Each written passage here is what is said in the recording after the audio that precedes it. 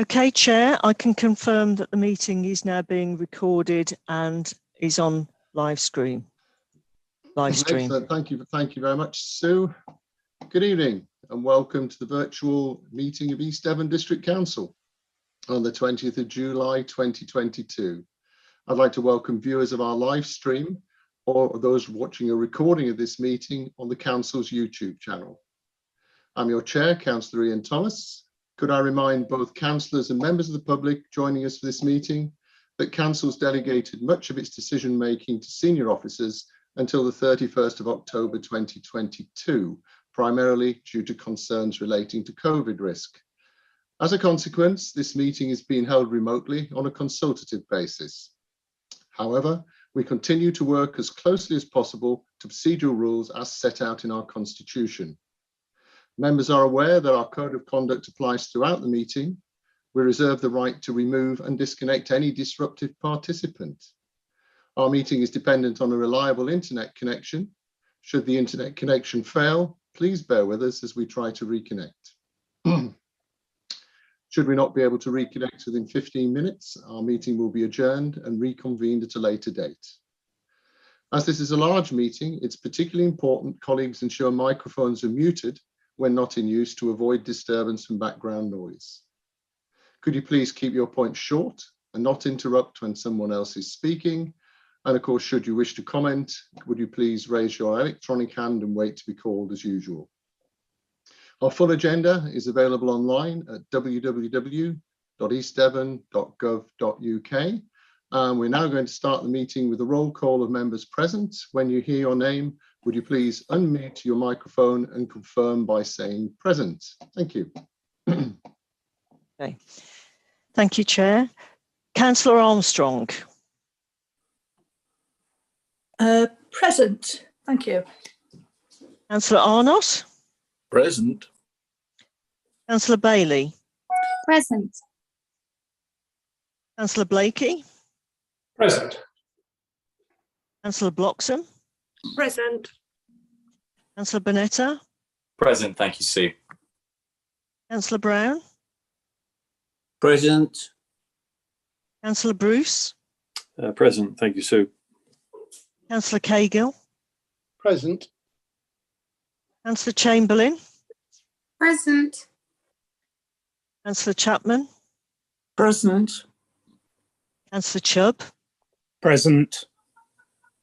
Councillor Davey. Present. Oh, sorry, can I go back? Can I just check whether Councillor Coleman has joined us? Yeah, I'm present, yes. I got mixed up. I thought it was a physical meeting, not a Zoom meeting. So I can. Okay. Councillor Faithful. Present. Councillor Gardner. Present. Councillor Gazzard. Present. Councillor Hall. Present, thank you, Sue. Councillor Hartnell. Present, thank you, Sue. Councillor Hawkins. Present. Councillor Hookway. Present, thank you, Sue. Councillor Hughes. Present. Councillor Ingham. Present. Councillor Jackson. Present. Thank you, Sue. Councillor Jarvis. Present, thank you. Councillor Johns. Present. Thank you, Sue. Councillor Young. Present, thank you. Councillor Kemp. Present, thank you, Sue. Councillor Key. Present, Sue. Councillor Lawrence. Present, thank you, Sue. Councillor Ledger. Councillor Loudon. Present, Sue, thanks. Councillor Manley. Councillor McCollum. Present, thank you, Sue. Councillor Miller. Councillor Moulding. Present. Councillor Pepper.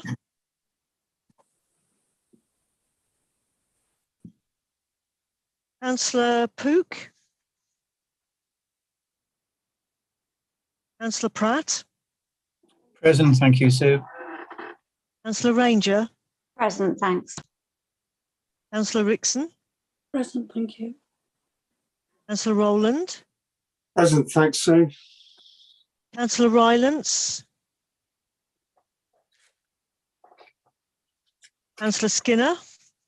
Present, thank you, Sue. Councillor Taylor. Present. Councillor Thomas, sorry. Present. Councillor Twiss. Yes, Sue, present, thank you. Councillor Wibley. Present, thank you, Sue. Councillor Woodward. Present, thank you. Councillor Ragg. Present.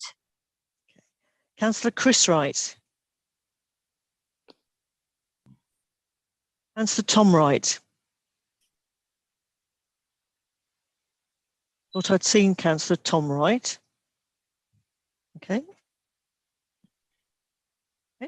I think I may have just seen Councillor Miller joining us. Thanks, okay. Yes.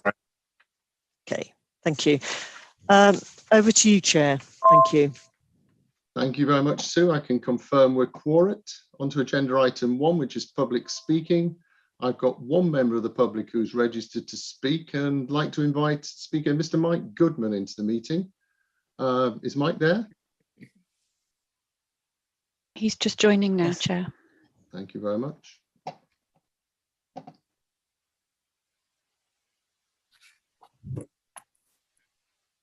Is he here?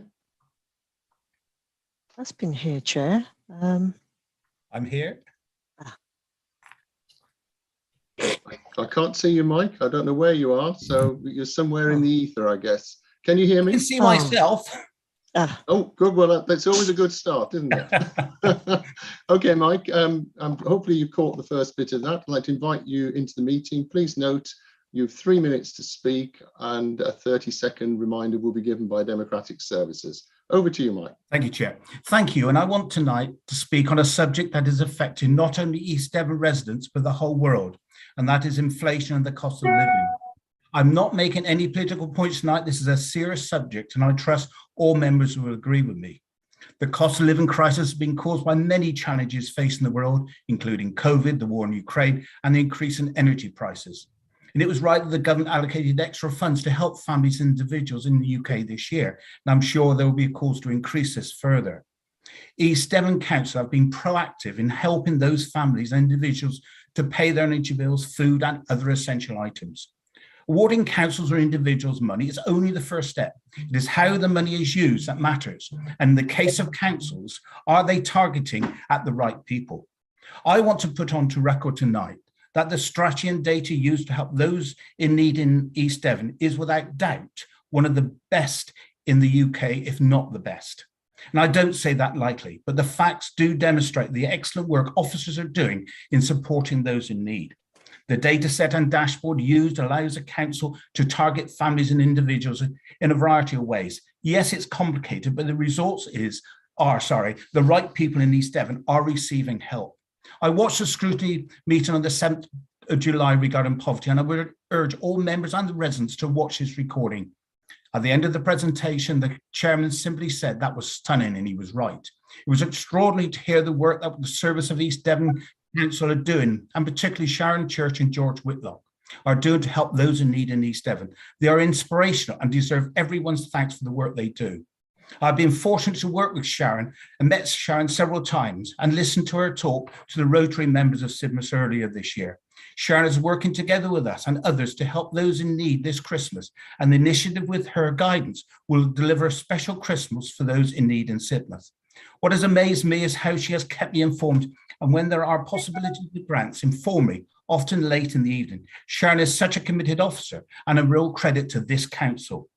During scrutiny, several members asked how this project could be used by other councils, which is an excellent point. And tonight I would ask the Chief Executive, Mark Williams, to consider contacting the LGA so East Devon could present this work to them so the whole country could potentially learn from this excellent work. Finally, would it be 30 seconds remaining. Thank you. Chairman, would it be appropriate also for the council to inform residents of this fantastic work by promoting it by the excellent East Devon weekly newsletter? Thank you, Chair, for your time. Thank you very much, Mike. And I'm really glad you share my view that that was an absolutely exceptional piece of work by George and Sharon. And as you say, the first the first requirement to being able to target aid and support effectively is to know where it should be targeted to. And in that respect, understanding the data is fundamentally important. So I'm glad we share that view, and thank you for that.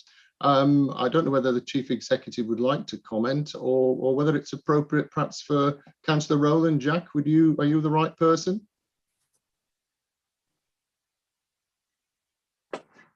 Well, if the Chief Executive isn't there to comment, I'm happy to support. In fact, I made exactly the same point at the Scrutiny Committee about the potential for this to be used by other councils. So I'm happy for that to be explored further, as has been suggested and was actually mentioned at the Scrutiny Committee. So I'd fully support that, especially if it became an income earner. Excellent. Thank you very much for that. And Megan, do you want to make a brief comment, hopefully in support as well with your work? Yes, that's right. I just wanted to say that as a previous chair of the Poverty Working Panel, it's something they've been thinking about for a long time. And I did mention this at the Scrutiny Committee. So yes, I'd very much be in favour of that. In fact, I was talking to Sharon Elney the other day about something else, and we talked about it then. So if we can proceed with that some way, that would be great. Yes, and hopefully a form of income for the council. So thank you.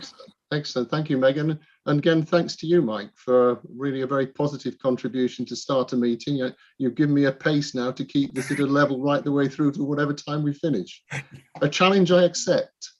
Anyway, but thank you very much again. You'll be put back into the waiting room, you probably know now. Yeah, I know that, yeah. Welcome to watch the rest of the riveting meeting live on the council's YouTube channel. Thank you very much. Thank you, Chair. Agenda item 2, minutes from the previous meeting, which was, of course, the annual council. Any comments on the minutes, please raise, that was the meeting on the 19th of May. Please raise your electronic hands. In the absence of any hands, could members please vote in favour or against receiving and noting those minutes?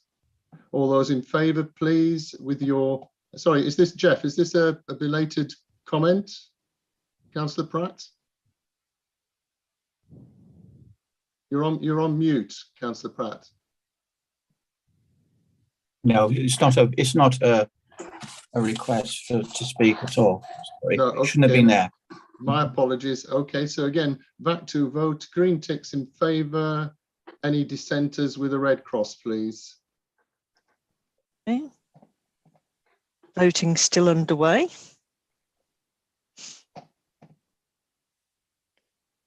Okay, Chair, I have 42 votes in favour, none against. Excellent. We're keeping up the pace well. Thank you very much, everybody. I can confirm that those minutes are received and noted. On to agenda item 3, which is apologies. I've so far received apologies from Councillor Mike Allen, Councillor Dean Barrow, Councillor Denise Bickley, Councillor Aaron Dent, Councillor Bruce Desarum, Councillor Paul Hayward, Councillor Mike Howe. I've got Councillor Vicky Johns on here, but I could have sworn I'd seen her, so I assume there aren't actually any apologies.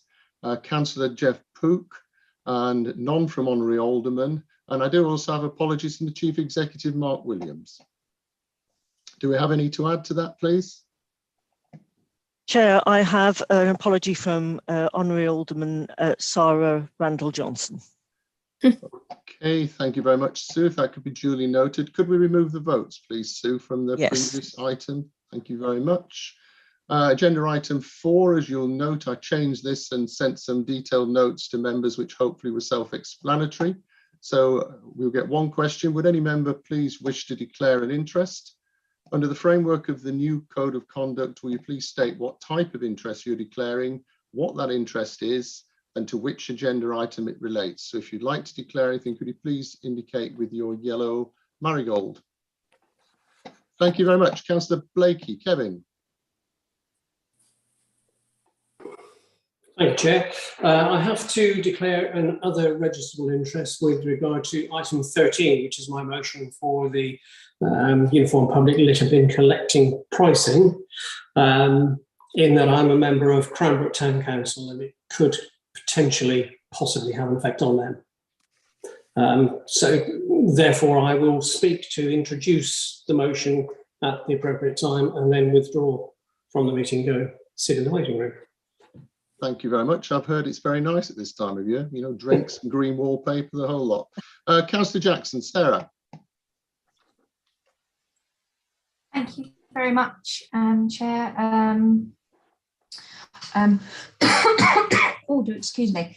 With respect to item 9B, recommendation 14, and item 13, can I declare an effects NRI, but that the nature of which is a sensitive interest, so I do not need to declare that as per section 32 of the Localism Act 2011.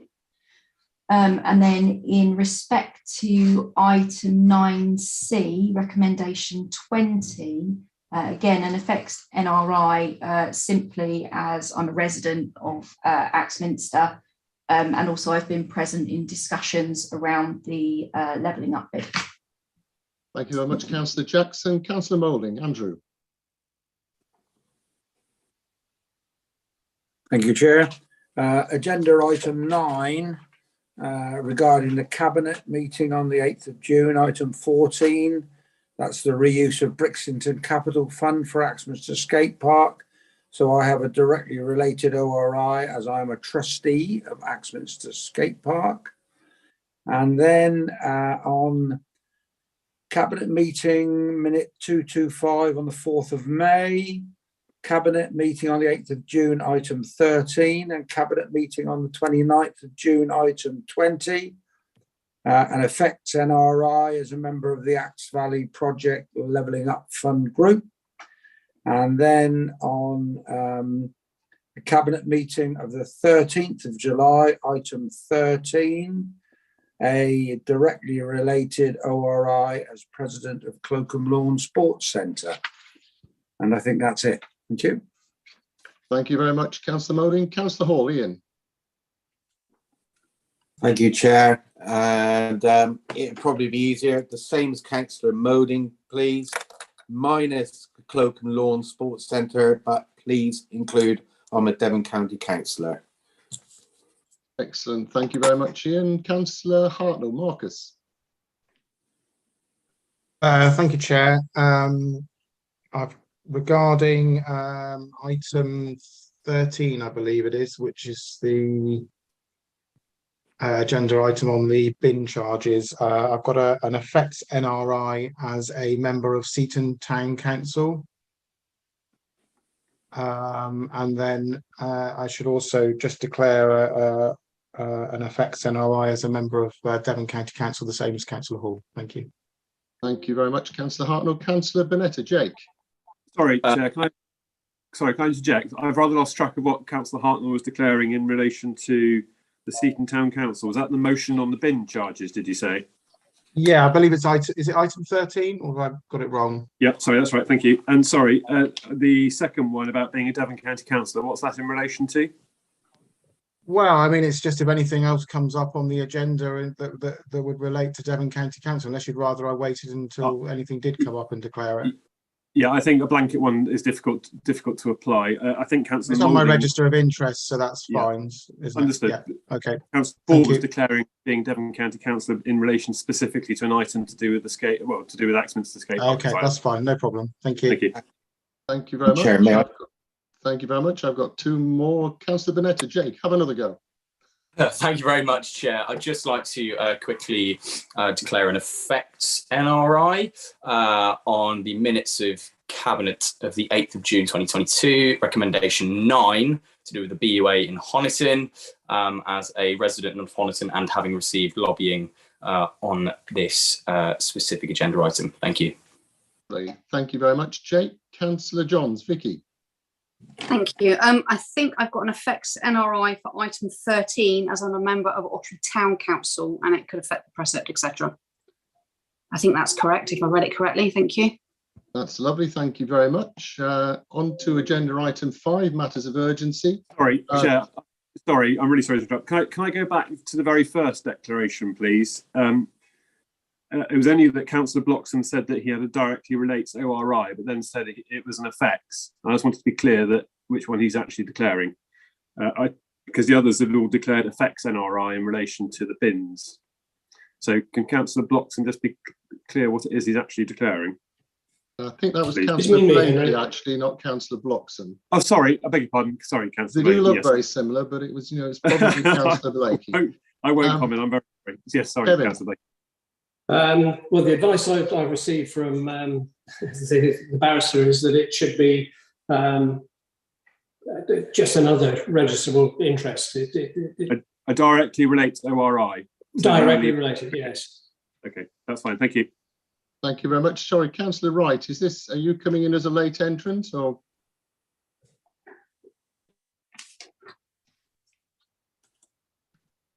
Sorry, we can't hear you, Tom.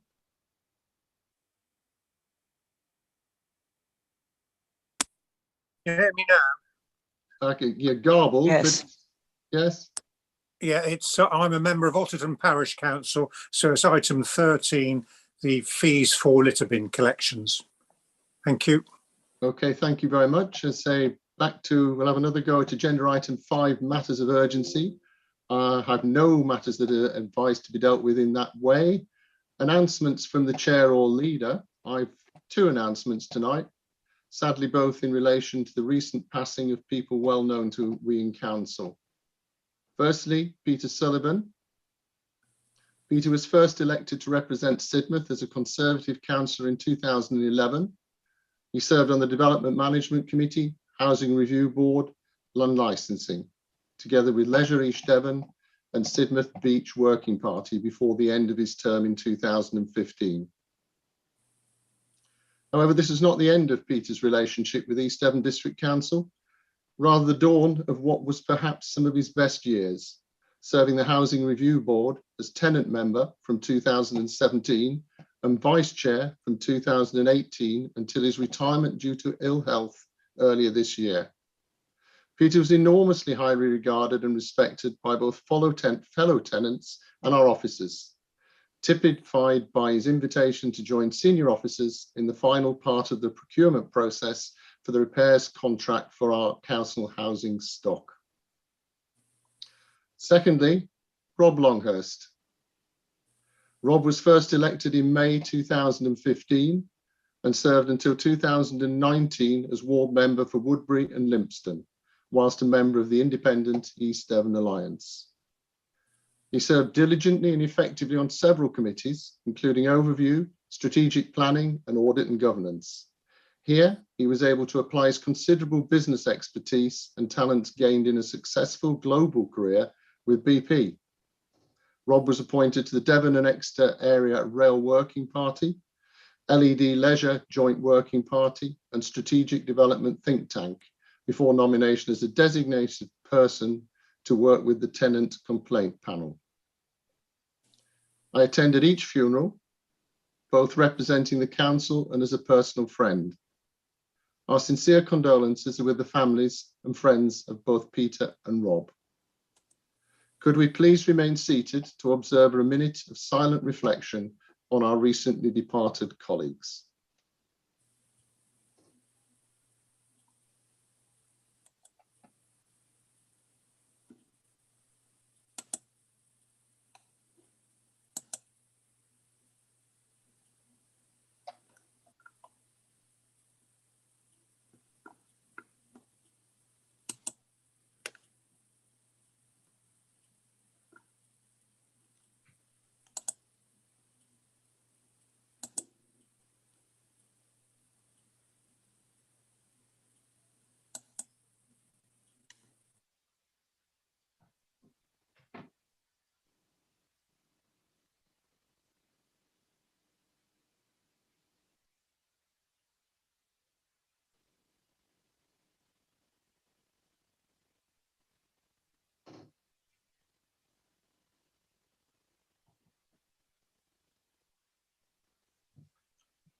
Thank you very much, colleagues.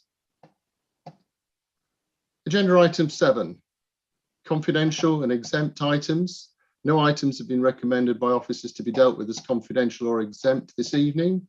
On to agenda item 8, answer questions by members of the council pursuant by rules 9.2 and 9.5. We've had 7 questions so this evening, All have been responded to in writing and published prior to the meeting.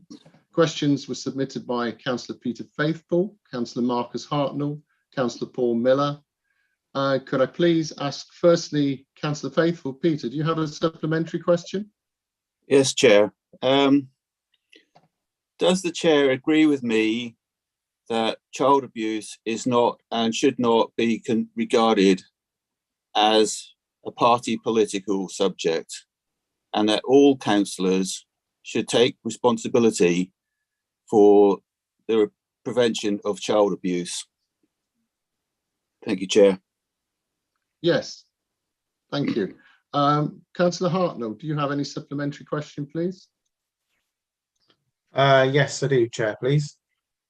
Thank you. Over to you. Okay, so I thank the portfolio holder for his response, although I find it a little bit ambiguous because it refers to a permanent solution being required to the issue of coach parking for school buses, and it suggests that the site that we've been discussing is most likely not that solution.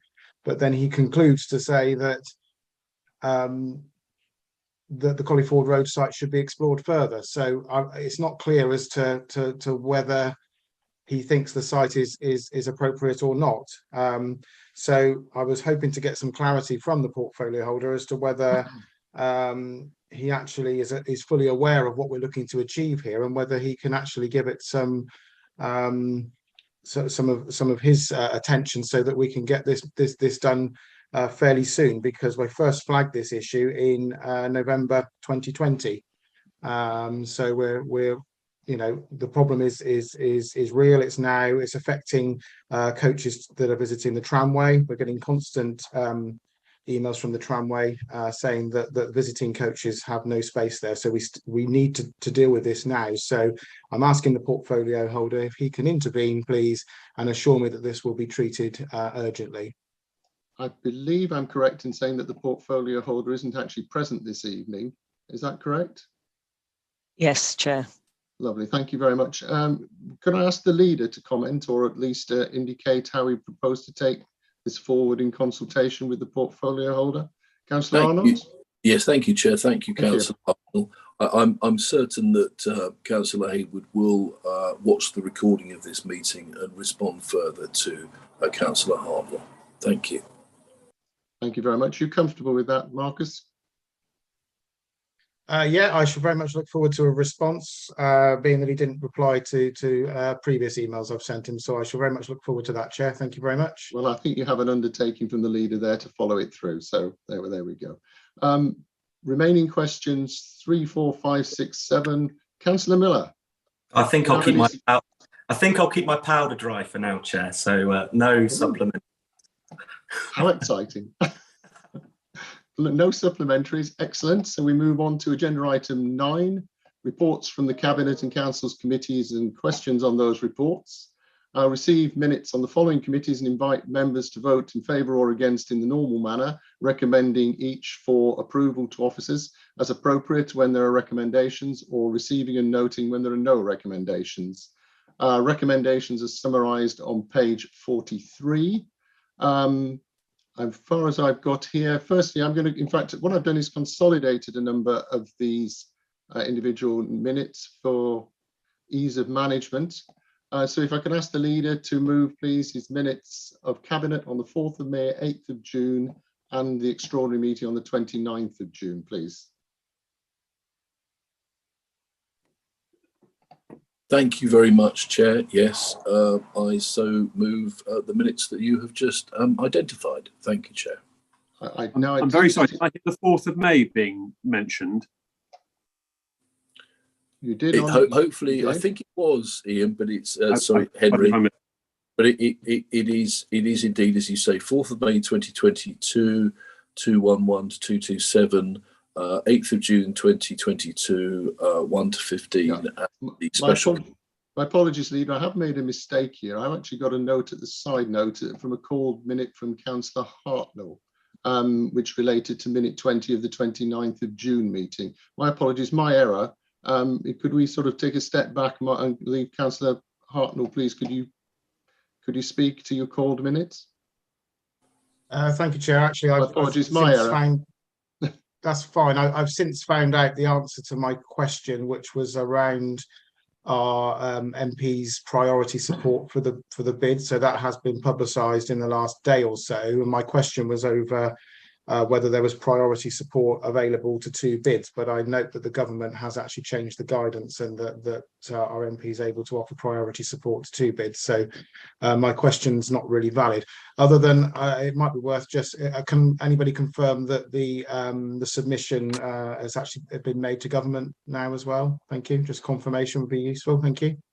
Yes, thanks, Chair, and thank you, Councillor Hartnell, again. Members may recall that the government had technical problems with the portal, as it's called, to actually put these bids in. I'm delighted that following 2 one-hour meetings with our new MP, Richard Ford, he has diligently studied the bids that concern both Columpton and concern the Axe Valley, and has, as Marcus quite rightly says, put his weight behind both.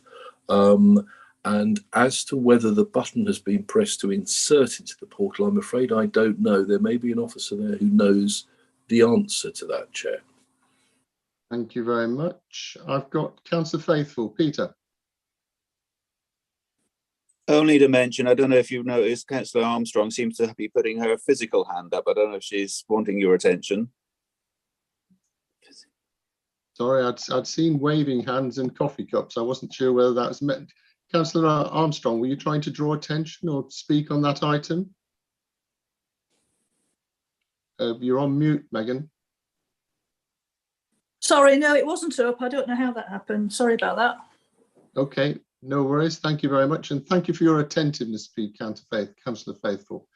So actually we'll move then in a slightly jumping roundabout way to actually vote on that, please, if we could, to vote in favour or against receiving and noting that's those sets of minutes.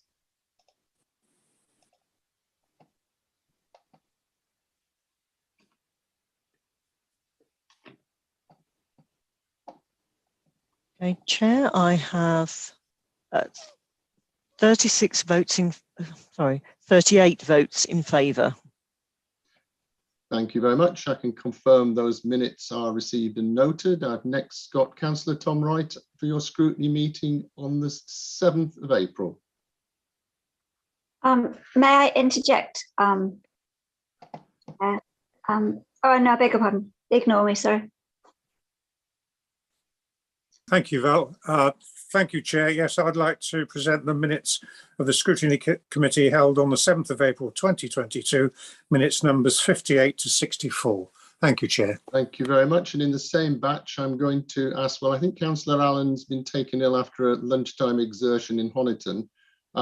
So can I ask Councillor Ranger, could you please move minutes of the extraordinary meeting on the 9th? Oh, hang on a second.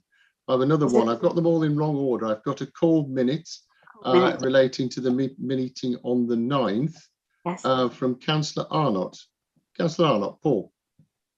Thank you, Chair. I think I understand Councillor Gardner may have asked to call that as well.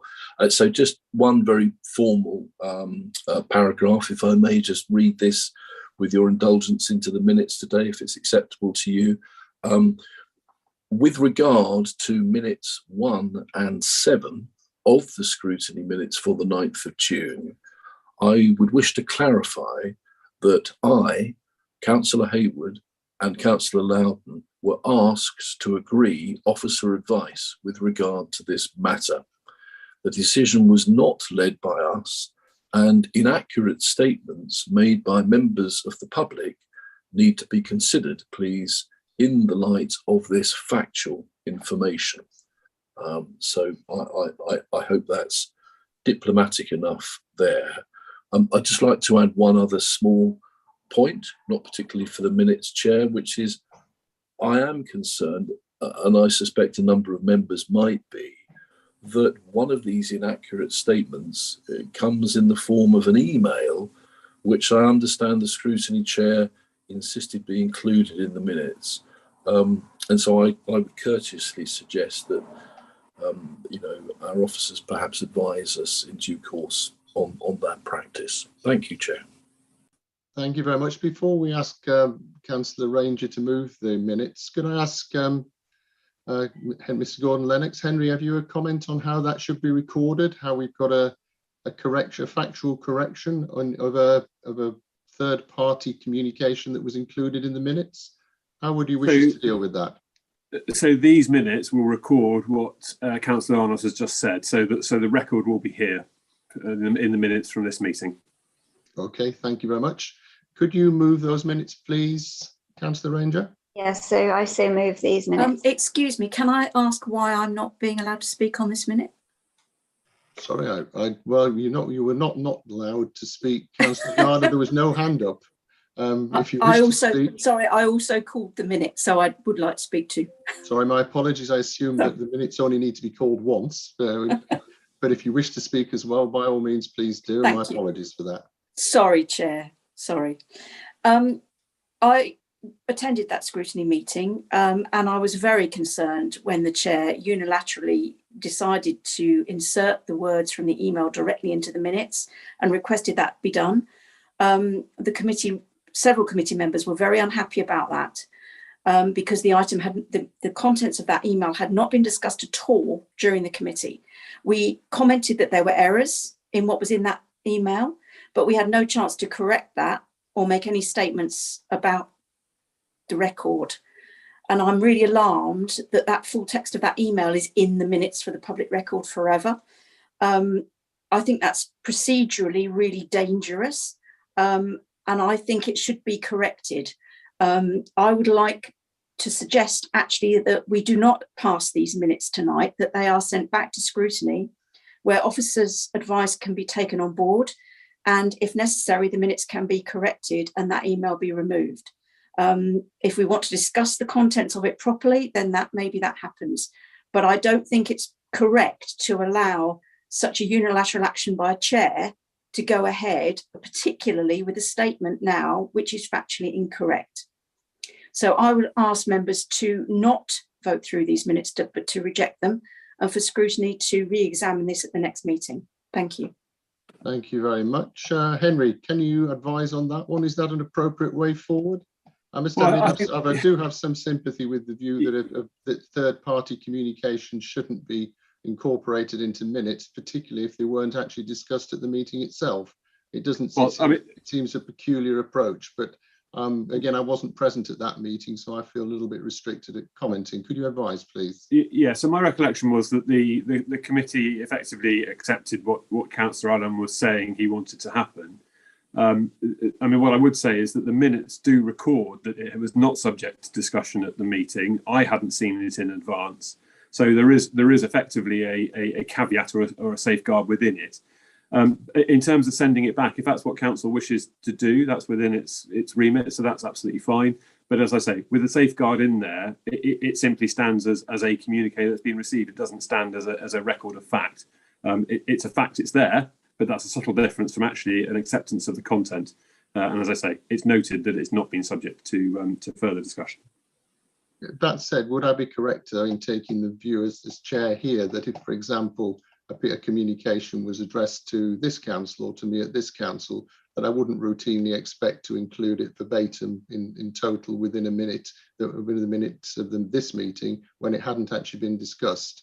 I could be honest on that basis. I'm inclined to agree with Councillor Gardner on this, and certainly this, and that it should really be referred back for clarification to the chair of scrutiny. Again, it's unfortunate that Councillor Allen's unwell today and not able to be here. But that, and then they can come. Is there a risk or a problem if we look to take or consider that approach? No, not at all. I mean, yes. I mean, it was an element of contention within the meeting. It's difficult to surmise without Councillor Allen. Well, sorry, easy to surmise without Councillor Allen here. My suspicion is that Councillor Allen simply wanted to promote how scrutiny is listening to those who are writing in, and so wanted to have it recorded. But I did raise the point about having that safeguard in there. I think it does set a dangerous precedent, I have to say. I think there is a concern about having lots of communique simply being recorded in the minutes. And actually it makes the job quite difficult for the officers to be reflecting what council or its committees we're actually debating, and we're simply going to be inserting lots of correspondence, probably to no effect. So I'm quite happy to write a paper and take it to an appropriate body, whether it's council for review. But I think in the interim, sending these minutes back to scrutiny to reflect and to have a further thought is probably the right thing to do. Okay, thank you very much. Councillor Skinner. Philip. Thank you. I think I agree with all. In all honesty, having third parties being within our minutes and scrutinised, if you like, just put in, it would not be right if they're going back to scrutiny. To be fair to Councillor Allen, who's not here, to go back to scrutiny, I think is the proper way of going forward, and then we can go on from there. Thank you. Thank you very much, Councillor Gardner. Briefly. Thank you, Chair. I'd just like to say that it was disappointing that at the meeting itself, Councillor Allen, as Chair, didn't give the committee the option to vote on the inclusion of the item, and I think that was the mistake that was made. The committee didn't agree to it; it just was insisted. Thank you for those who've supported my suggestion. Thank you. Lovely. Thank you very much, Councillor Ranger. As sort of in loco chair of this meeting, do you wish to comment? No, I'm happy that it is referred back to on scrutiny for review. Okay, thank you very much. Well, what I propose we do then is with Councillor Wright has already moved his meetings for the 7th of April. Could we first vote in favour or against noting those and receiving those, please?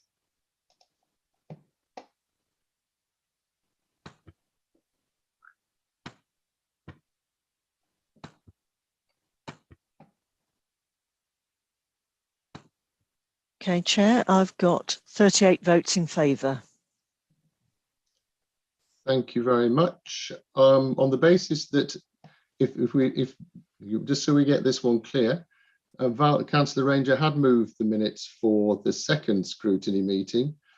So I'd like members to vote in favour of accepting those minutes through a green tick, or to refer it back to the committee by using a red cross. Hopefully that's clear.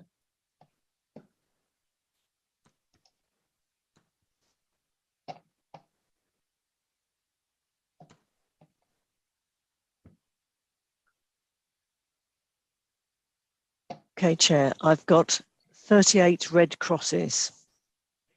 Thank you very much. On that basis, then I've confirmed that Councillor Wright's minutes are received and noted, and also that the minutes from scrutiny are referred back to scrutiny for further consideration. And thank you very much for calling that and the discussion about that. I think it's totally appropriate. Next, I've got Councillor Chamberlain of minutes of the Housing Review Board on the 16th of June, please. Could you move those minutes? Can I move those minutes as I wasn't there because I've been off poorly? Councillor Taylor. Brenda, were you there? Yes, I was there. Would you like to move them, please, as a substitute? Very able substitute. If that's appropriate, I'd like to move the minutes of the Housing Review Board on the 16th of June, minute 1 to 17. I'd like to move. Thank you very much, Councillor Taylor. Could all people please vote in favour or against receiving and noting those minutes?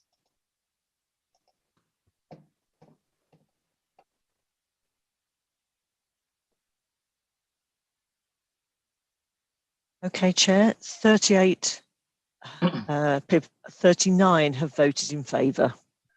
Thank you very much. I confirm that those minutes are received and noted. Next, I've got Strategic Planning Committee. The first Councillor Ledger on the 3rd of May, and then Councillor Arnott for the 7th of June. Could Councillor Ledger, please, if he's still here? No? On Chair, that basis... Sorry, Chair, I was just going to interrupt and say he was expecting to arrive late after another meeting, so he may turn up. Yeah. Okay, fair enough. Well, we'll have passed him by then. Councillor Arnott, would you like to move both sets, please? Yes, thank you, Chair. I'd like to move both sets of minutes. I was only going to move 7th of June, so if you can kindly remind me of the date before. 3rd of May. 3rd of May and 7th of June, then, please. Thank you, Chair. Thank you very much. Can I invite members to vote in favour or against receiving these minutes in the normal way?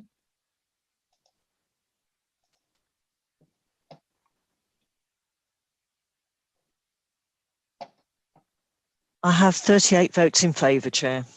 Excellent. Thank you very much. I can confirm those minutes are received and noted. Next, Councillor Ragg, minutes of planning, 13th of April, 27th of April and 14th of June. Councillor Ragg. I so move, Chair. Thank you very much. Can I invite members to vote for or against receiving and noting those minutes in the normal way?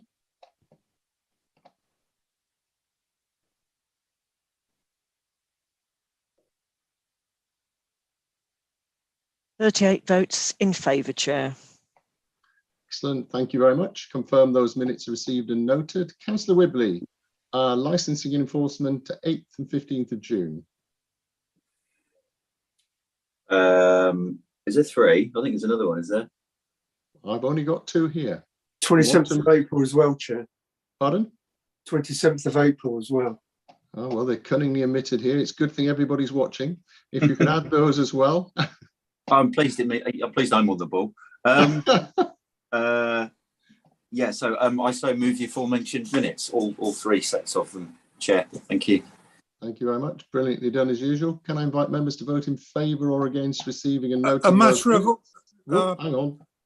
Just a matter of protocol or procedure, Chair. I was actually the chair of the subcommittee in June. In the absence of the chair and vice chair of licensing committee, I was asked to chair that subcommittee. So should I be the one proposing those minutes? I'm quite happy to leave it to Councillor Whibley, but as I was there and he wasn't. Does it matter? I tell you what, I don't know whether it matters or not. Let's leave it to Councillor Whibley on this time. I think Councillor Wright will. I think we can trust him. Totally. I just wondered whether it was the right thing to do. Thank you, Chair. Technically, probably not, but I don't want to get too tangled up in all of this. And we see where we go. I'm trusted, Chair. Joe, you're always trusted. Thank you. Can we voted those? We did. You throw me off now. Have we voted in favour or against those? We did we? No, we haven't yet. No. Right.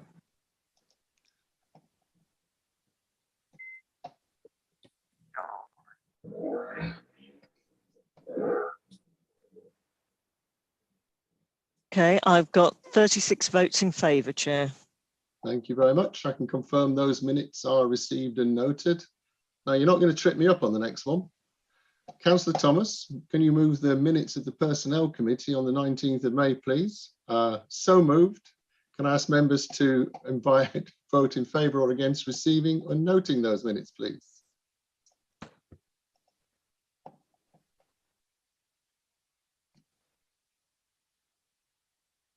"38 votes in favour, Chair." Thank you very much. I confirm those minutes are received and noted. I do actually have a change then immediately on agenda item 10, which was originally a motion for Exmouth Town Hall. I've discussed with Councillor Gazzard this afternoon that actually there is a procedural problem with agenda item 10 being presented initially as a motion. A motion needs to be a discussion on a particular item of council responsibility, but also it needs to include a proposal. Obviously, that proposal then binds the council to action. Unfortunately, the agenda item as presented 10 on Exmouth Town Hall doesn't actually include a proposal, so I wasn't able to accept it.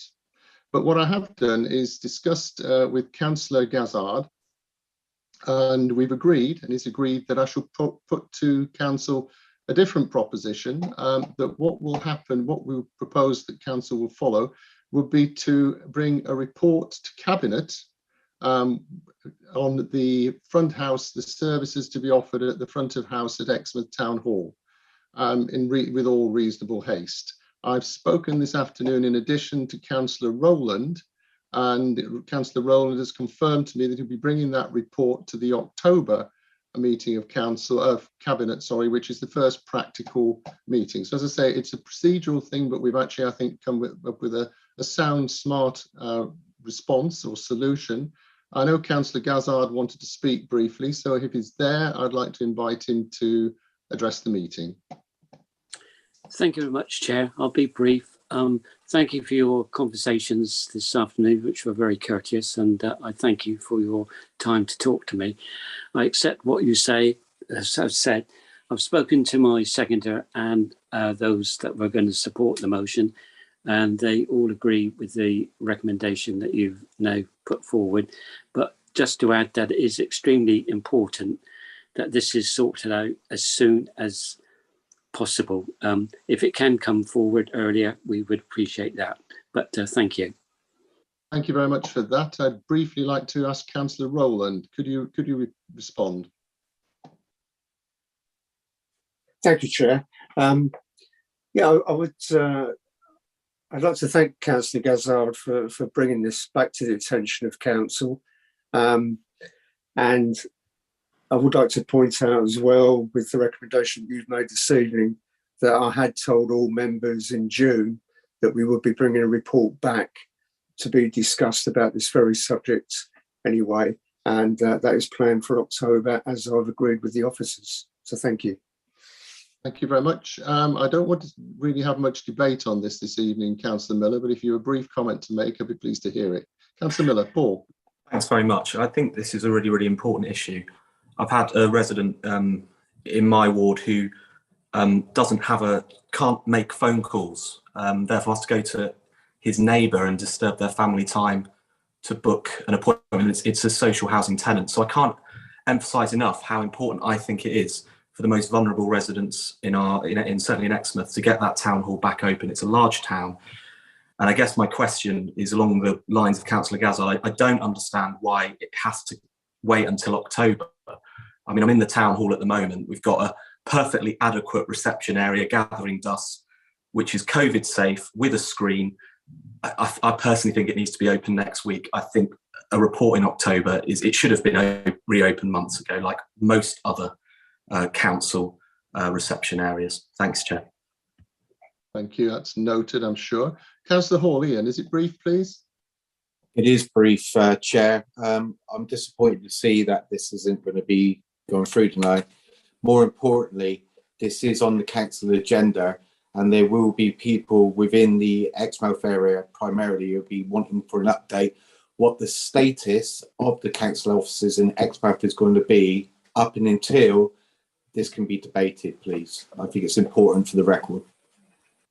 I think it's perfectly proper that we should communicate along the way. I absolutely agree with that, and I hope that the leader has noted that as well, and we'll make sure that he and Councillor Rowland and other relevant portfolio holders will do just that. Councillor Hartnell, Marcus. Yeah, just briefly, Chair, just a question. If the motion's not been accepted by yourself, why was it put on the agenda? The agenda items, I don't have any impact over that at all. Those are normally considered by officers in bringing forward what a valid motion is. I think the problem with it is that you imagine going into an open-ended situation where there's actually no proposal. And I think particularly I was sensitive to the fact we've got a significantly long agenda tonight, and there was where we couldn't actually resolve anything because effectively if there's no motion, you can't amend it. So, it's something that I've spoken with the chief exec about, and he understands the approach I've taken, which practically I don't think there was any real option.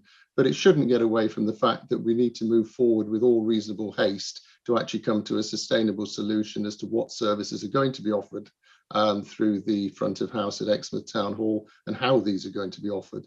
I don't think this actually stops any work happening. Ironically, if there was no resolution from it, then there wasn't anything could happen anyway. So it's, actually it hasn't changed anything. If anything, it's brought things forward because it's brought it to the top of focus of the Cabinet's minds. And for that, I appreciate their help this afternoon. Okay, so are we happy to vote on the short statement that basically commits council to bringing forward a report? We note at the October meeting, but again, I'm sure the leader has taken note of the fact that there is a pressure to bring something forward.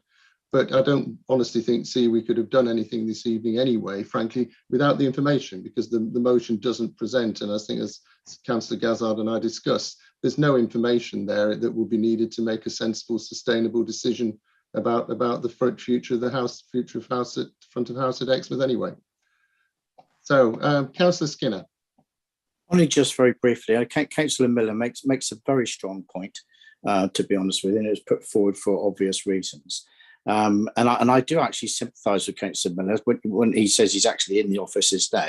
There's a screen up. It's all acting there. Surely is there? What I might suggest, and I know we won't be able to vote on it tonight, but could I suggest, please, that there's a way forward of going to move this much quicker than waiting until October, because I'm sure if we're talking about it's a simple resolution, really. Surely you should get the chief executive and the leader and perhaps yourself get together and move this on. This is about serving people, and for goodness sake, let's get the building opened up to serve those people that have problems, and let's go on from then, try and work together. Thank you.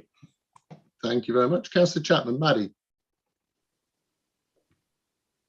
Thank you, Chairman. Can I also point out that we, the Town Council, and the registrar are tenants, and we have a tenants agreement, and the agreement was that East Devon would man reception. Would you like to bear that in mind? Thank you. Happily, Councillor Chapman. Councillor Arnott, hopefully you're going to come forward with some commitment for progress with all reasonable haste. Councillor Arnott. Well, thank you. Thank you particularly to Councillor Gazard and the co-signatories of the motion. Councillor Miller is right. Others are right. This is very important. But I'd like to thank you, Chair, as well, for your sensible way ahead on this. The challenge here, which I think it would be useful for everybody to hear across the chamber, is that, as Councillor Chapman has just indicated, this isn't just an East Devon District Council matter. The building is shared with Devon County Council and Exmouth Town Council as well. So we do need to come to an agreement that involves all three. I know that the officers are trying to do this as fast as possible. If what they're saying is the earliest they can do it is a report to Cabinet in October, then I have to accept that. Meanwhile, I will ask officers tomorrow, and I think Councillor Rowland might know a little bit about this, just to clarify what is happening regarding these exceptional cases, such as the one that Councillor Miller has identified, what's going on with intercoms and so forth. And I do agree that we're in the end of July, and if we're looking to October, that is a long way away. So we need to make sure that the intermediate measures are friendly to the Exmouth public. Thanks, Chair. Thank you very much. Councillor Moulding. Andrew. Yes, Chair. I'm also concerned about this delay until the 14th of October for a Cabinet meeting. I think everybody has agreed that we need to make swift progress on this for the benefit of the residents of Exmouth. And as we all know, it seems that just recently we've had extraordinary Cabinet meetings brought forward swiftly so that decisions can be made. And can I suggest that there is an extraordinary Cabinet meeting specifically to sort things out and get this open before having to wait until the 14th of October for a meeting? Thank you. Thank you very much for that, Councillor Moulding. Councillor Arnott, this is in your bailiwick, I think. Well, yes. I mean, I'm sure Councillor Rowland would have said this. The problem with motherhood and apple pie ideas such as this, which are very appealing, is if you look at East Devon's own ability to recruit staff to roles such as this at the moment, we are seriously struggling. So we have to be careful not to make a promise to the people of Exmouth that we're unable to meet. And that's why it is a nuanced matter. It's not just a matter of bang, let's have an emergency meeting, bang, let's get it open. The question is, who's going to be there opening it? Thanks, Chair. Thank you very much. And hopefully, summing up, Councillor Rowland. Jack. Thank you. I've listened carefully to all the comments, obviously, and I do empathise with a lot that's being said.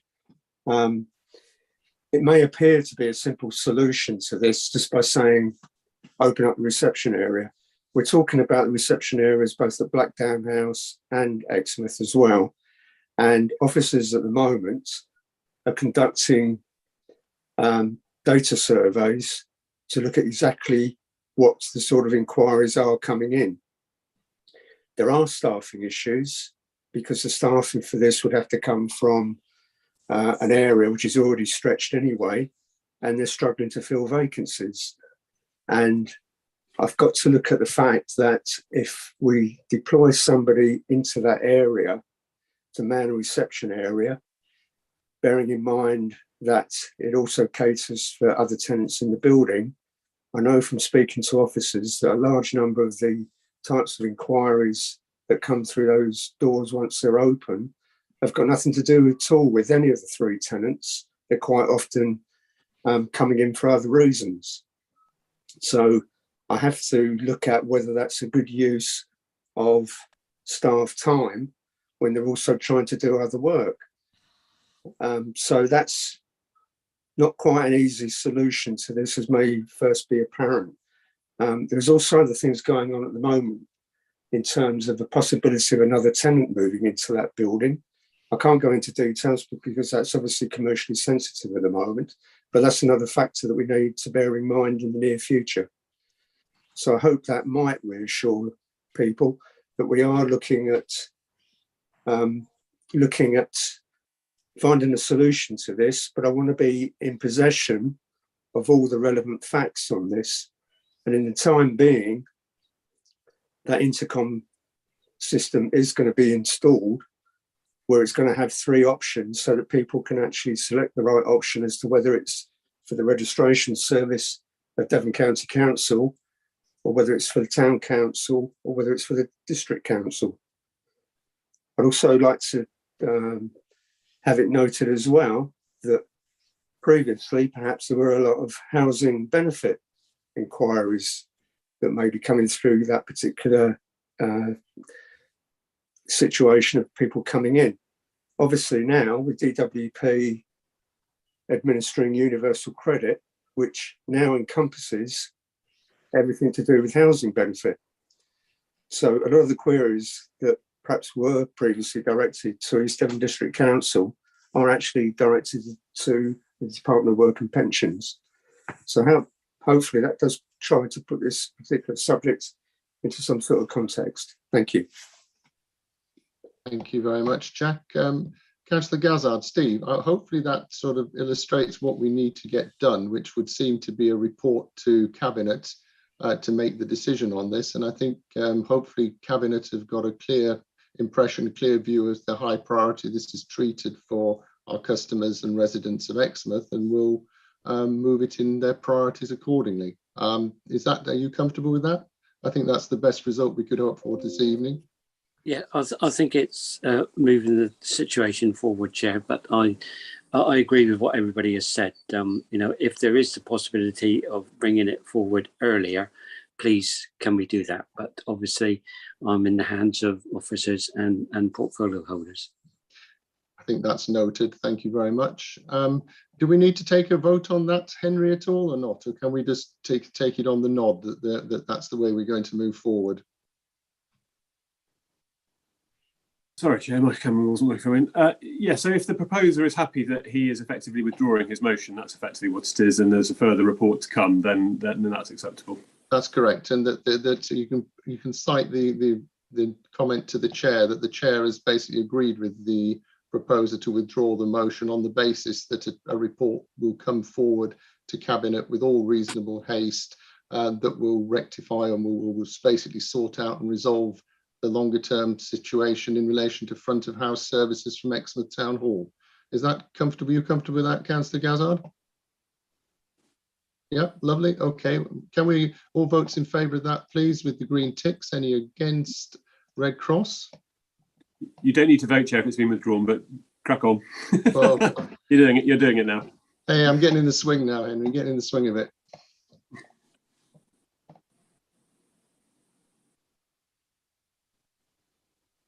Chair, we have 30 votes in favour, 2 against and 1 yellow hand. I'm not sure what that means. Abstention, thank you. Oh,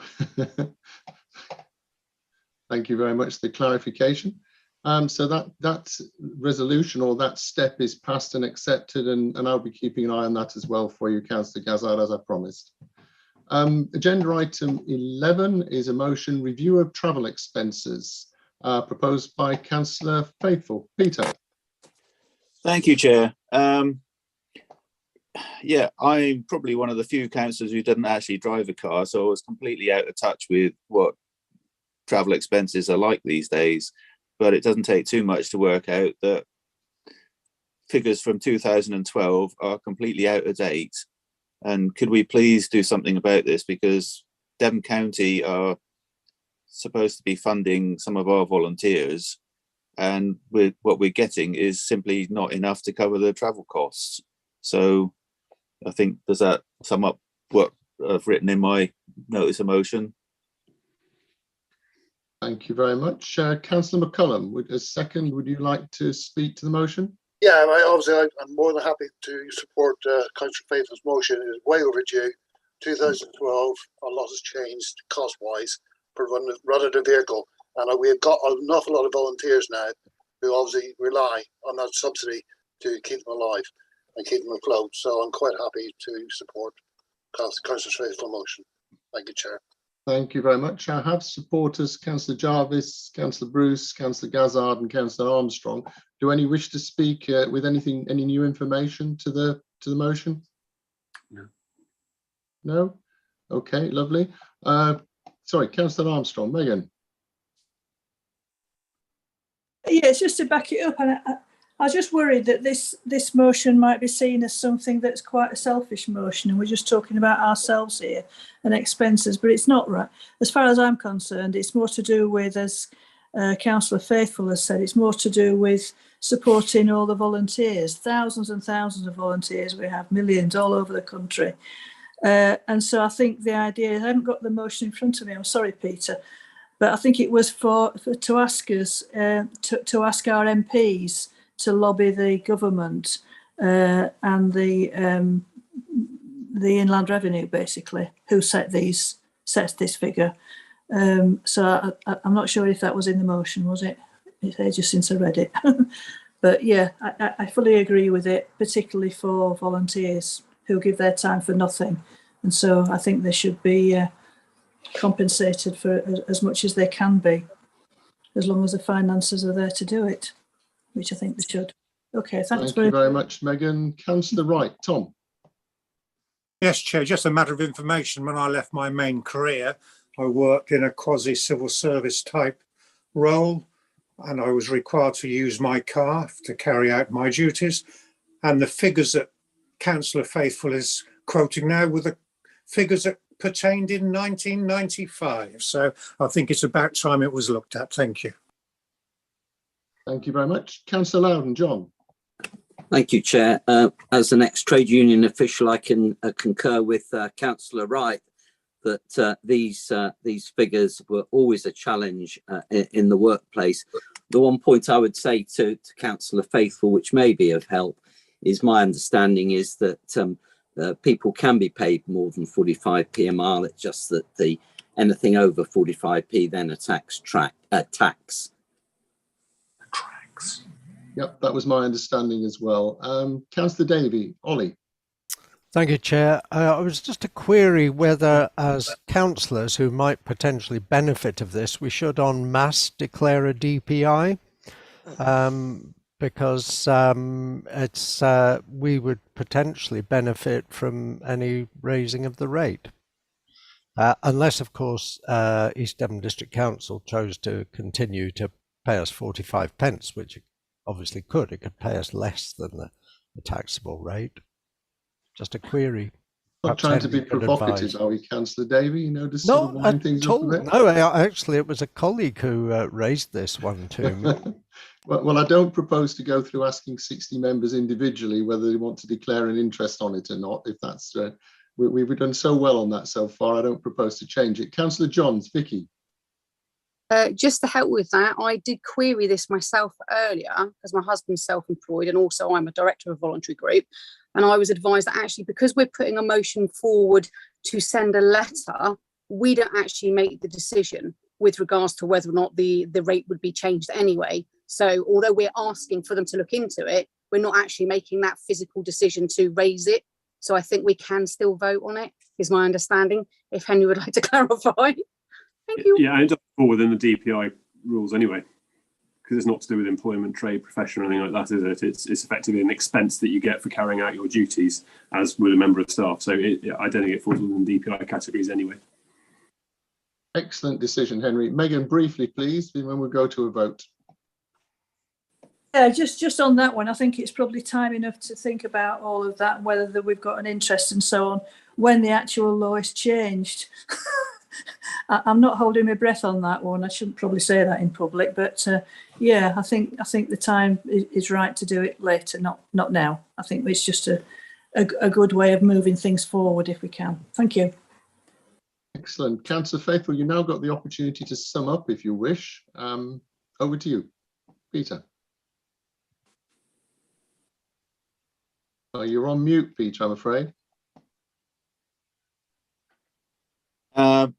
Just wanted to say regarding all this expenses, as far as I can see, if the change will affect just about everyone who claims expenses, right, regardless of councillor, non-councillor, general public, everywhere. So I don't see how it's not exclusive to any one of us. Anyway, thank you, Chair. Thank you very much. I'll propose we take the vote from the chair to a vote now. Please, all those in favour with a green tick, all those against red cross, and marigolds for an abstention.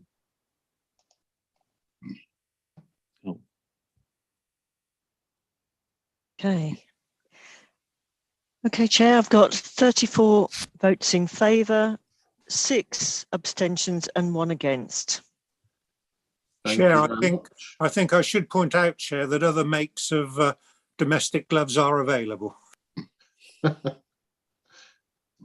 Well, thank you for that, Councillor Wright. I did actually walk in the Lammas parade with the Honourable Order of the Glovers a couple of weeks ago. So yes, I can vouch for that. And the lady head of the Glovers was wearing actually some reminiscent of marigold gloves in bright pink with fur linings. So, you know, you're absolutely right. I haven't seen that brand on sale locally recently, or ever, frankly, but you're absolutely right. There are different brands.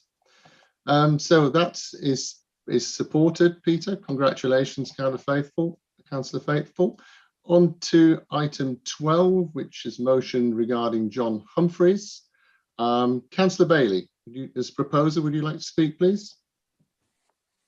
Thank you, Chair. One of the victims of John Humphreys said in his letter, which was read out at EDCC on 8th of December 2021, "In my mind, he has been a monster to me. He took away my teenage years, and this has gone into my adulthood. I should have retained that innocence, but that choice was taken away from me by this man. There are still so many questions to be answered." In August 2021, John Humphreys was convicted and sentenced to 21 years in prison for sexually abusing 2 boys, one boy aged 12 to 13 between 1990 and 1991, and a separate victim who was aged 14 to 15 in the late 1990s. John Humphreys was arrested in May 2016, but despite this continued to play a prominent role for more than 4 years following his arrest as a local Conservative politician, as a town councillor, district councillor, and as a campaigner for the Conservative Party in parliamentary and local elections. He was even nominated for a civic award in December 2019, meaning that he went into his trial with the title Alderman as an apparent badge of respectability. In the 11 months since his conviction, answers have been sought from the Conservative Party. For 11 months, we have been met with a deafening wall of silence. No one from the Conservative Party, locally or nationally, has provided any answers as to why it failed to suspend John Humphreys' party membership in 2016 and to prevent him having any further involvement with activities that could bring him into contact with children. My motion calling on Simon Jupp as our Conservative MP to provide answers was drafted against a backdrop of silence. Councillor Paul Arnott wrote to Councillor Phil Twist as representative of the East Devon Conservatives on 9th of December 2021, copied to Conservative District Councillors Colin Brown and Andrew Moulding, MPs Oliver Dowden, Neil Parish, Boris Johnson and Simon Jupp, and former MP Hugo Swire. An article was even published by a local journalist, Joe Ives, for Radio X on the 17th of May under the headline, "Jail Councillor, Tories Mute." It seemed to me that we have been left with no option but to turn to our own MP, Simon Jupp, to help us find answers where none have been forthcoming. Surely Simon Jupp, our MP, is best placed of anyone to help this council obtain that information about what went wrong within the Conservative Party practices and procedures and provide reassurance they have been rectified. Surely Simon Jupp will want to reassure himself that what those errors were and that any errors have been resolved so that there are no Conservative candidates standing for election who are under arrest for serious offences against children in the forthcoming 2023 elections. Yet, on Monday afternoon, I was astonished to receive the following email from Simon Jupp sent to me and Councillor Jake Bonetta, seconder of the motion. I will now read this email. Dear, sorry, it doesn't say dear. Councillors Bailey and Bonetta, I hope you're well. I have noted the motion relating to John Humphreys due to be debated during Wednesday's council meeting. I would like to take this opportunity to inform you that Conservative Party processes, including vetting and safeguarding, are entirely separate from my role as a Member of Parliament. The Chair of East Devon Conservative Association is the appropriate person to contact in relation to the issues raised within the motion. It would be wise to update the motion to reflect this. Additionally, I would like you to be aware that I have a law firm on standby to assess any comment in relation to my character in connection with a jailed individual concerned, either in council meetings or in the press. I've been left feeling very intimidated being on the receiving end of this email. All I am trying to do is my job as a district councillor. In the 48 years of East Devon District Council, has any other East Devon District Councillor ever received a threatening message from their MP about their notice of motion? I believe I am doing the right thing in trying to press for answers when for so long none have been forthcoming. I will not be silenced, and I do not believe my colleagues on the District Council should be either. Simon Jupp wishes us to change the wording of the motion to refer to the chairman of East Devon Conservative Association. Yet Bruce DeSarum, the chairman of the East Devon Conservative Association, is an East Devon District Councillor, well aware of the unanswered questions and has not provided an answer to them. Of course, I accept that Simon Jupp is not personally responsible for safeguarding and vetting, so I will amend the wording that instead of calling him to provide an explanation, we call on him to obtain an explanation from the relevant part of the Conservative Party urgently. Enough is enough and we need answers. I so move my motion. Thank you very much, Councillor Bailey. Councillor Bonetta, you're down as second of the motion. Would you like to speak now, please? Yes, thank you, Chair. Apologies in advance. I have a bit of a bad voice and throat, so I'll keep my speech as short as I can. Political parties across the United Kingdom and indeed in East Devon have processes by which they select and campaign for specific candidates in elections. I speak on behalf of the Labour Party, and I'm sure the same is true in every other party represented here today, when I say that vetting for candidate selections at local government level is in-depth and investigative. In fact, when I signed my paperwork to be the candidate in Hollis and St Michael's a little over 13 months ago, I had to tick a box above my handwritten signature that states there are no matters in my past or present that could cause the Labour Party any embarrassment. I ticked that box. Of course, we are pending an investigation from the Conservative group or party. However, it seems that there has been a fundamental failure in the candidate selection process in the East Devon Conservative Association. Integrity in politics is key, not just for elected officials, candidates and individuals, but also the horrors that the former councillor from Exmouth committed should never be allowed to be repeated, and parties should take responsibility when their processes go wrong. Therefore, I am very happy to formally second the motion from Councillor Bailey as amended, calling for help and assistance with this matter. Mr. Jupp is the most important and high-ranking politician in East Devon and a member of both the East Devon Conservative Association and the Parliamentary Conservative Party and his local CCA, but he is ultimately the key figurehead of the local Conservatives. With the failure of the East Devon Conservative Association to be forthcoming at this point in time, all we ask is that Mr. Jupp helps us to right this historic wrong. I am not an Exmouth resident, neither is Councillor Bailey. However, this issue is an issue for the whole of East Devon, if not the whole of UK local government. And I sincerely feel that the whole of the district deserves answers. Before I finish, I would just like to say this. If you are watching, Mr. Jupp, I would just like to sort of comment to you quickly. And thank you for your email. However, I won't stand for any thinly veiled and baseless threats against myself as an elected representative.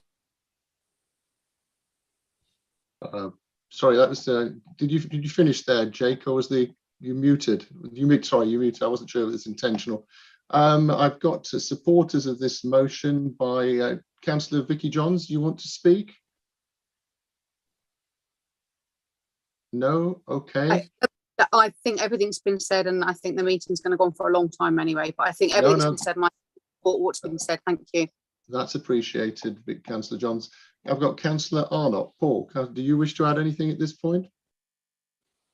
Well, oddly, Chair, I don't believe I raised my hand, so I'll take this as serendipity.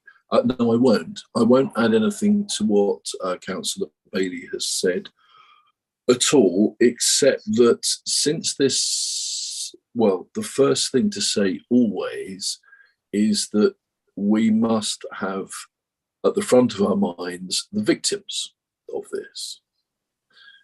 And I suppose if I were a victim and I was confronted with the extraordinary power of the National Party of Government, I would have really liked them to try and have reached out to me last August, but they haven't.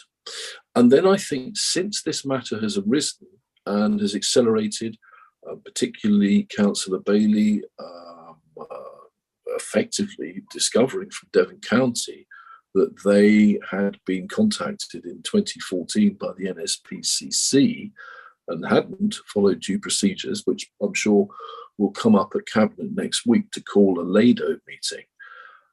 We must look at the national context. Who's advising the Conservatives from the national office? Well, we've heard from Mr. Parish very heavily implying that the person who threw him under the bus or, tractor was probably Chris Pincher, the Deputy Chief Whip.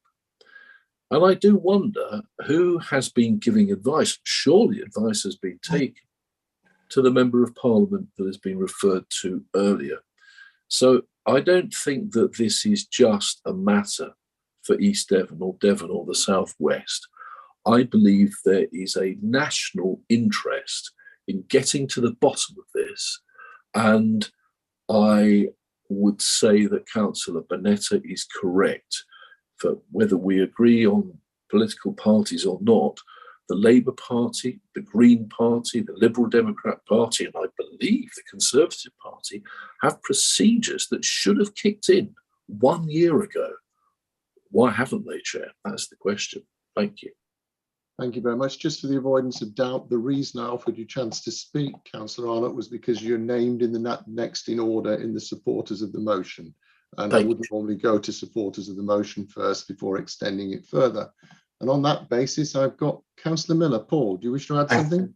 Yeah, thanks, Chair. I did have a speech prepared. From my experience, there are broadly two types of councillors. You have the ones who have few principles, do very little real work, but love getting into the photos, claiming credit for other people's work, obsessed with the title and the power it gives them, and not the office. Then there are the councillors who beaver away for their residents, represent them, advocate for them, asking difficult questions, and never exploiting those opportunities. I had the misfortune of knowing John Humphreys for a year prior to his conviction, his arrest, and he sat very much in that former camp. And that's why I abstained on the vote when he was nominated to be an alderman. A former director of public prosecution said from experience that sexual abuse is not about sex, it's about power. And I think that explains why our broken political culture is such a breeding ground for sexual predators. And we need to stop power-hungry individuals with no care for anybody else from being rewarded for being just loyal to their tribe rather than for the service to their residents. I will be voting for this motion as written, based on the fact, to quote the victim, there are so many unanswered questions. And I feel Simon Jupp should use his standing and influence to call for an independent inquiry in his own party's vetting and safeguarding procedures, and whether his senior councillors are trained to understand such things. And he can sign it alongside the chair of East Devon Conservative Association. At the County Council, Councillor John Hart, the leader, is refusing to deny when questioned whether he knew about the allegations against Humphreys, and despite being leader, very worryingly, showed no understanding when questions of local authority safeguarding operations, thanks to Councillor Bailey for prizing that out recently. I would also say to Conservatives who won't be liking this, who may think I and others are mudslinging, well, I'm not. There have been and will be bad apples in all political parties, including my own. What matters is showing leadership if it happens within your local ranks. And your leadership here and the MPs has been lacking. You've shown cowardice. And that cowardice doesn't just lower the reputation of your own party, it lowers the tone of public life as a whole and the trust the public place in all representatives. So I would call on the East Devon Conservatives and Simon Jupp to show some humility and accountability, and to paraphrase what one of the brave victims asked through Councillor Ragg at one of our meetings, who knew he was being investigated for these serious offences, and why was he allowed to carry on as though nothing was happening? That's the question every relevant agency needs to look at through independent inquiries in the coming months. And those agencies are Devon and Cornwall Police, Devon County Council, East Devon District Council, and I'm afraid to say the Conservative Party. And it's for that reason, and that reason alone, that I'll be voting for this motion tonight. Thank you. Thank you very much, Councillor Miller. I've still got, well, I've got 1, 2, 3, 4, 5, 6 supporters of this motion. Now, I'm happy to allow each to speak, but I'd like obviously to move with reasonable haste through this and particularly concentrate on any new points to be added rather than repeating what's already been said, which is obviously very powerful in itself. And next I've got on that list, Councillor Kemp. Jamie, would you like to speak now? Thank you, Chair. Yeah, I'll keep it short and sweet. Obviously, thank you to Councillor Bailey for raising this, and I'll fully support it. I've got nothing else to add that's already been said before. Thank you. Thank you very much, Jamie. I've got Denise Bickley, Councillor Bickley. She's not here tonight, Chair. Okay, no worries. Well, we'll move from there then. Then I've got our reliable Councillor Joe Wibley. Joe. Thank you, Chair. I do have a slightly different point to make. I speak for, before I start, I too have received, during correspondence regarding this matter, I too have received a letter from Simon Jupp with the final paragraph regarding legal eyes being upon us. So I'd like to consider this from a wider perspective. I come from an education and social care background, and it's the safeguarding element of this and what we learn from it as we go forward that I'd like to focus on. And we need to learn from what's happened in full to have any chance at all of making some good of this situation. And as Councillor Miller said, this is not about politics. It's not about mudslinging. And it's not really even about blame. For me, it's about learning. So the recent horrific news from Telford, where countless young people were the victims of abuse, should be a massive wake-up call for us all, because we could be sleepwalking into a similar situation at any point.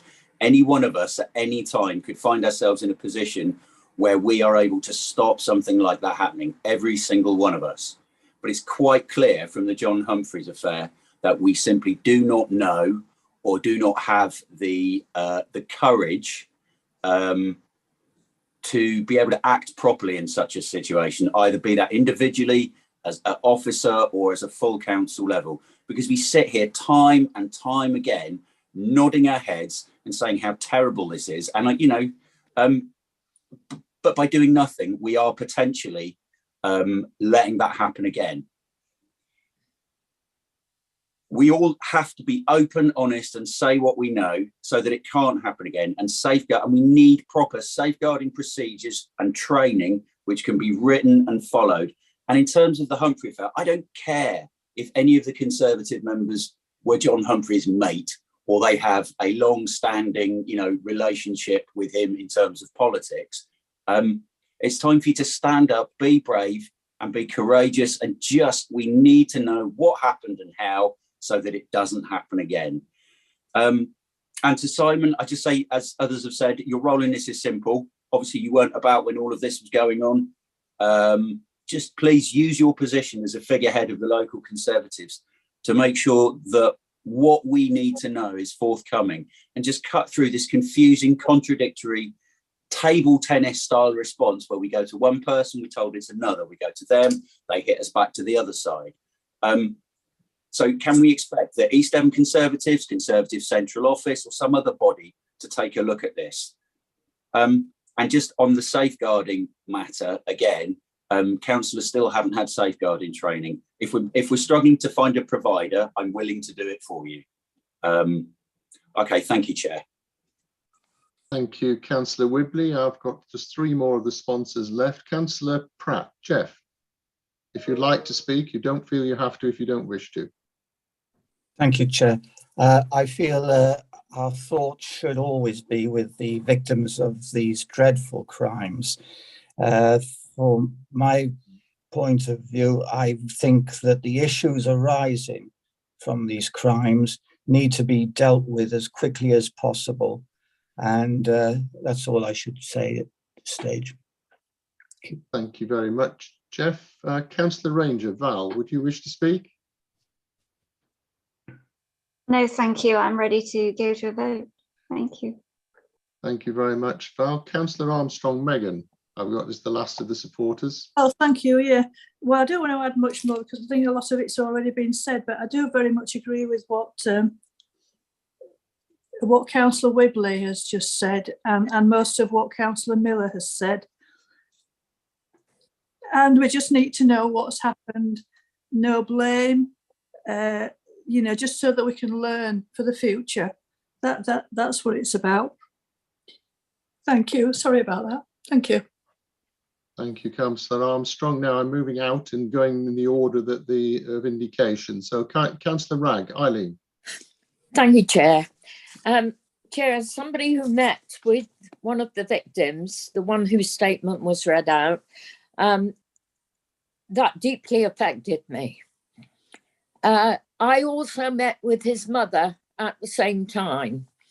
Now, his mother said to me, John Humphreys had given him a work placement through Exmouth Community College. These are the things that are so deeply concerning, that he was able to get into the schools and the colleges and has been photographed at Exmouth Community College in recent years with a potential MP and chief executive of this council. The mother said to me, we thought when he came to our house, what a lovely man. He's doing all this for our boy, when all the time he was grooming that boy to be anally raped. That is horrific, absolutely horrific. That young man, I can tell you now, is effectively serving a life sentence. It has absolutely destroyed the family life that he managed to pull together in recent years. And to think that this was known about in 2014, I had been told that John Humphreys was under investigation for sexual assault, and that must be going on 5 years ago. I couldn't say anything about it because I had no evidence. Now, another worrying factor, Devon County Council were informed about this. John Humphreys stood against me twice for the county council seat. The first time, there was a recount because I had just 7 votes more than him. The second time, after the recount, they managed to find me another 3 votes. So I got in by 10 votes. Had he got into county council, he would have had access to children's services, vulnerable adults, all sorts of people, schools, colleges, you name it, he'd have been there. And yet he would have been believed against any accusation or allegation. This young man couldn't even go to his mother because he felt he wouldn't be believed. How shocking is that? It's deeply concerning, and to think that the county council knew that these allegations, no proof, obviously, but he was under investigation over the allegations in 2014, and yet this has been allowed to carry on. He's been allowed to stand as a district councillor, a town councillor, even awarded the honorary alderman. That just gives him credibility. So I totally support and thank Jess very much, because this has been very upsetting for those of us, and there aren't many of us who've been closely involved with this, and we are trying to help the victim, but I mean, the damage has been done. But clearly what's happened here is that politics have been put before the safeguarding of children. And Devon County Council, as the safeguarding authority, should hang its head in shame. Thank you, Chair. Thank you, Councillor Wragg. Councillor Skinner, Philip. Thank you, Chair. And I'm going to respond to this motion on behalf of the Conservative group. Firstly, I, as do all my fellow Conservative councillors, and I am sure I can speak for all members of this council, fully regret the circumstances as to why we are discussing this motion here today. I'm sure every member of this council wishes the victims and the families every sympathy. Our thoughts are with them. All of us are ashamed and upset that an elected member of East Devon District Council had acted in this way. However, like all members of this council, I suspect, I was only made aware of these vile crimes via the press. Regarding the wording of the motion, I absolutely repudiate the allegation in the opening sentence that the Conservative Party were in any way complicit and aware of the wrongdoings of John Humphreys. This accusation is untrue and is inaccurate. It also presents a potential legal challenge, which I must make this crystal clear. We are the Conservative group. We would not condone such behaviour. If we had been aware of his crimes, we would have taken action immediately. In response to the last paragraph, the responsibility of vetting and the selection processes is nothing to do with the local MP, Simon Jupp. It is entirely in the hands of the local Conservative Association, in this case, the East Devon Conservative Association. In this regard, the motion is inaccurate and should be amended to reflect the facts.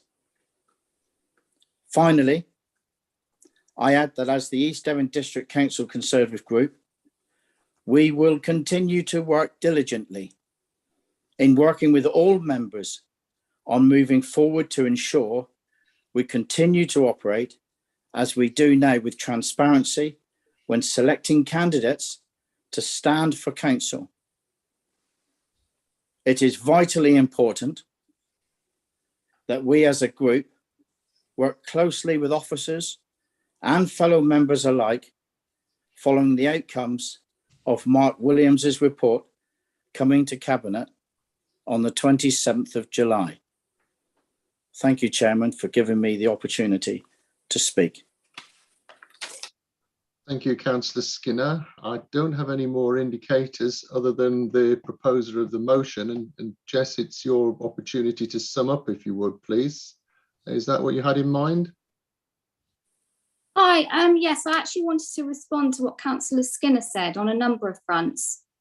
Okay, yep, I'll If I put across may. to you then. Yep, no, please do. But say, and then if you'd sum up at the same time, that would be helpful.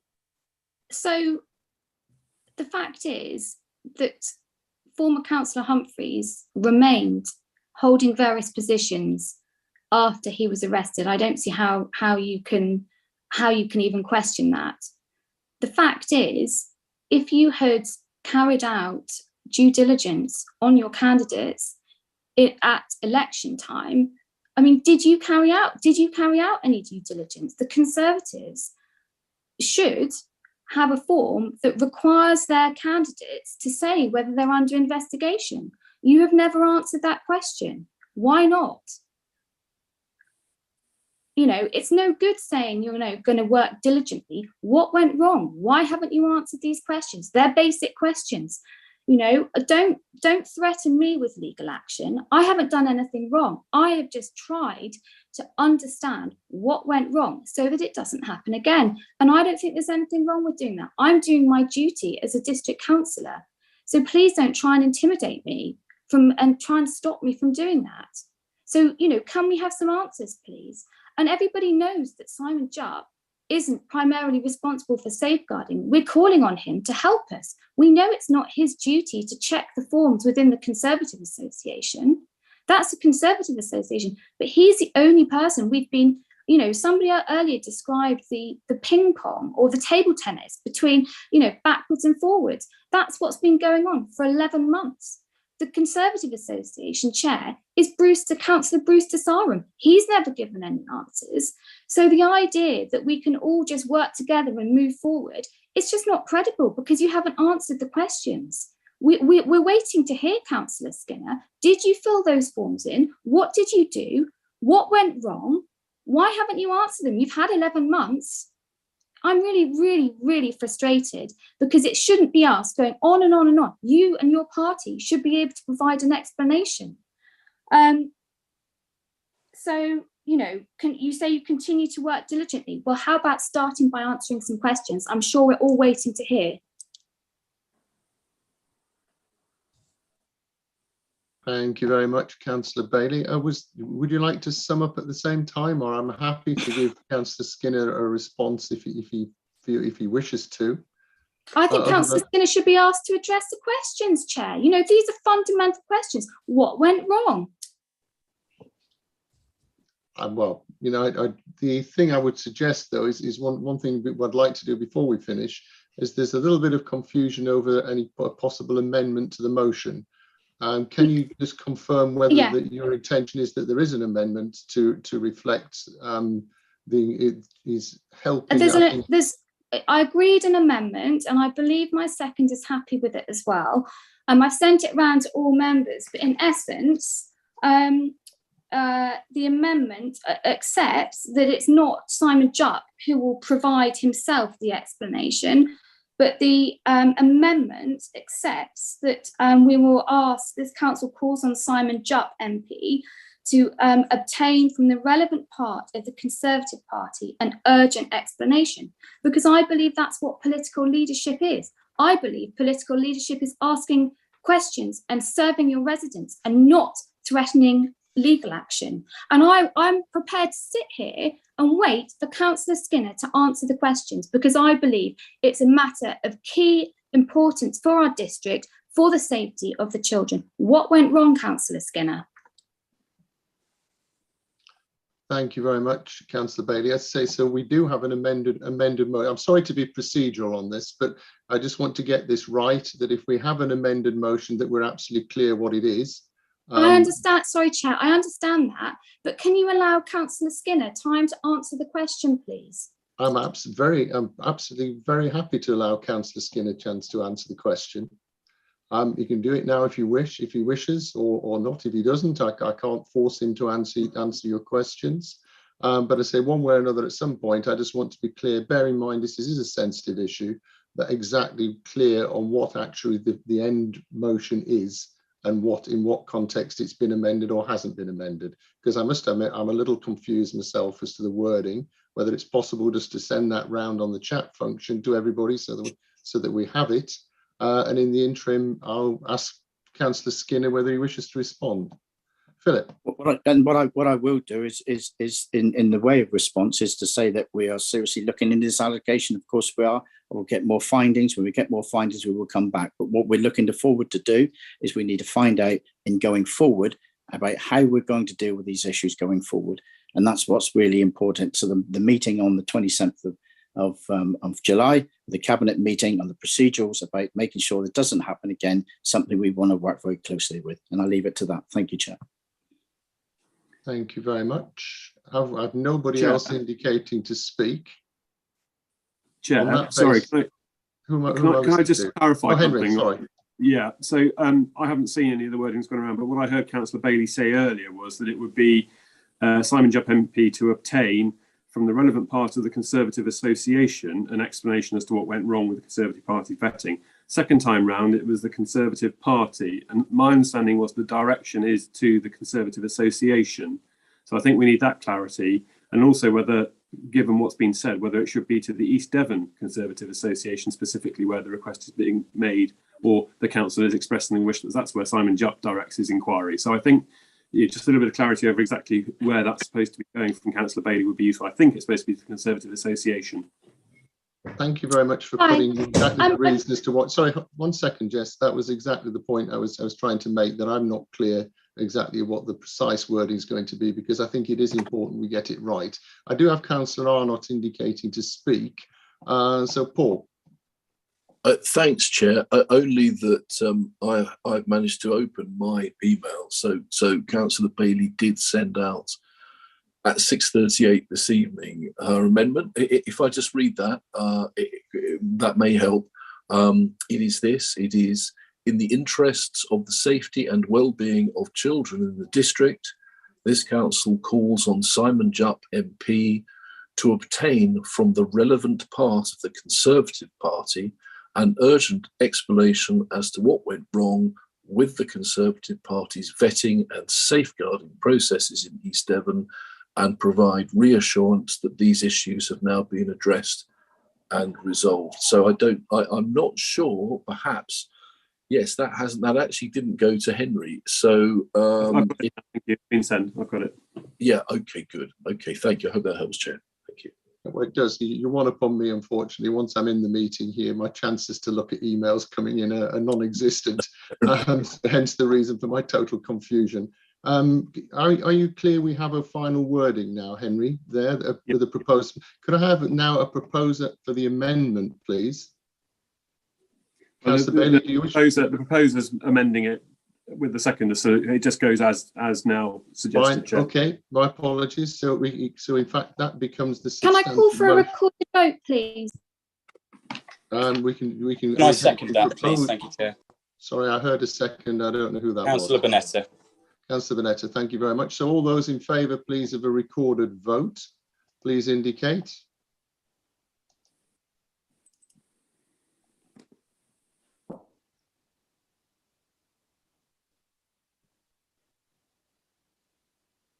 Okay. I have 33 votes in favour, 1 against and 1 abstention. Thank you very much. So that's clearly accepted. So yes, Councillor Bailey, you have a recorded vote. Councillor Arnott, sorry, I'm getting confused here. You had a yellow hand up then. Was that an abstention? No, I'm just suffering from terrible, I don't know what it is, marigolditis, Chair. I'm so sorry about that. It's a whole new epidemic. You want to watch out for that. So what we have now then is an amendment, which becomes the substantive motion. I've nobody wanting to speak on it. So can we then move that this be put? And once it be put, it's been agreed that it'll be done under a recorded vote. So on that basis, I need to hand over to, I think it's Sue. Are you going to do this, Sue, in terms of the reading of the names? So again, as long as we're all clear what the revised. Sorry, excuse me, Chair. Can people want to speak? Please put their hands up. I'm afraid I can't pick them from a large screen full by people just talking. If somebody wants to speak, could they put their hand up? But as we stand at the moment, where we're actually at the point of doing is a recorded vote on what is now the amendment having become the substantive motion. Councillor Hall, is this brief, please, or can we move to the vote? It is brief, Chair. Thank you. Thank you. Please, can the whole motion, the amended motion, be read out before we vote on the recorded vote, please? Yes. Certainly, if there's any doubt on that, and I think again, it's unfortunate when motions and amendments do come in after the meeting's actually started, because it does make it very difficult, not the least for the chair to actually follow what's happening. So I would ask Henry, are you able to read out exactly what you've got at a reasonable speed, please, so we can follow it through and make sure we all clearly understand what is now the substantive motion? Yeah, I'll read it from the top, although I think it's only the final paragraph it is only the final paragraph, but I'll read it from the top if it helps. This council wishes to express its deep disappointment that John Humphreys was permitted by the Conservative Party to hold prominent roles as a local Conservative politician for more than 4 years, following his arrest for serious sexual offences against 2 boys in May 2016. Humphreys was subsequently convicted and imprisoned for 21 years in August 2021.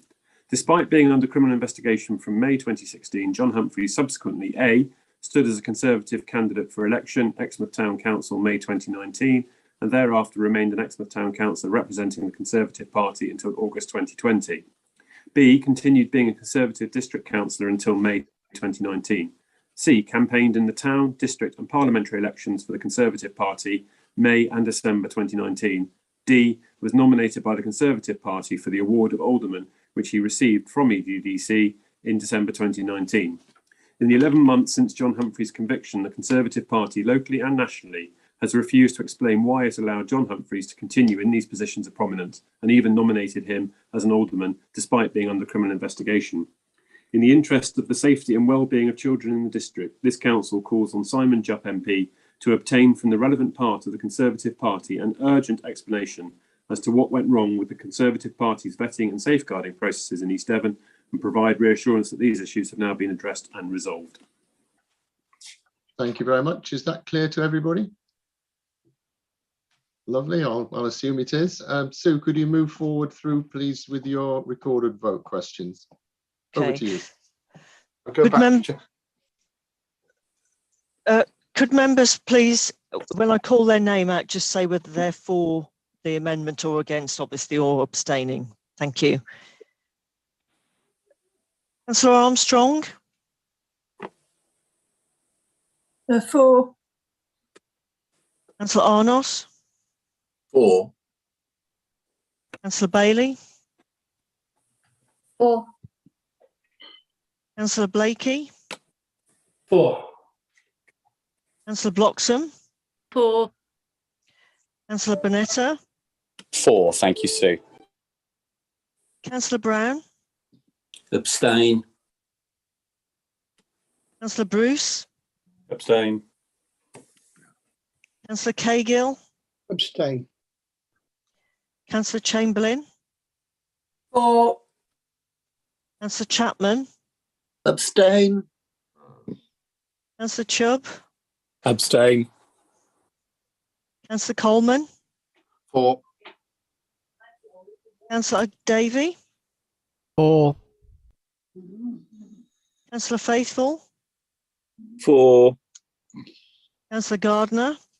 For. Councillor Gazzard? For. Councillor Hall? Abstain. Councillor Hartnell? Abstain. Councillor Hawkins? For. Councillor Hookway? For. Councillor Hughes? Abstain. Councillor Ingham. Abstain. Councillor Jackson. 4. Councillor Jarvis. 4. Councillor Johns. 4, thank you, Sue. Councillor Young. 4. Councillor Kemp. 4, thank you. I think, can I just check, Councillor Key? I think he may have left. Cool. Councillor Lawrence. Abstain. Councillor Ledger. Not there. Okay. Councillor Ledger, Councillor Loudon. 4, thanks, Sue. Councillor Manley. 4. Councillor McCollum. 4, thank you, Sue. Councillor Miller. 4. Councillor Moulding. Abstain.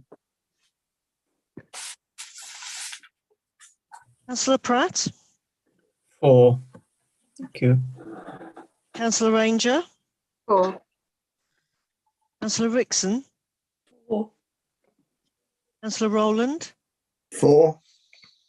Councillor Skinner. Abstain. Councillor Taylor. 4. Councillor Thomas. 4. Councillor Twiss. Councillor Wibley. 4. Councillor Woodward. 4. Councillor Ragg. 4. Councillor Tom Wright. Abstain. Okay, Chair. I'll just give me a moment and I'll tot them up.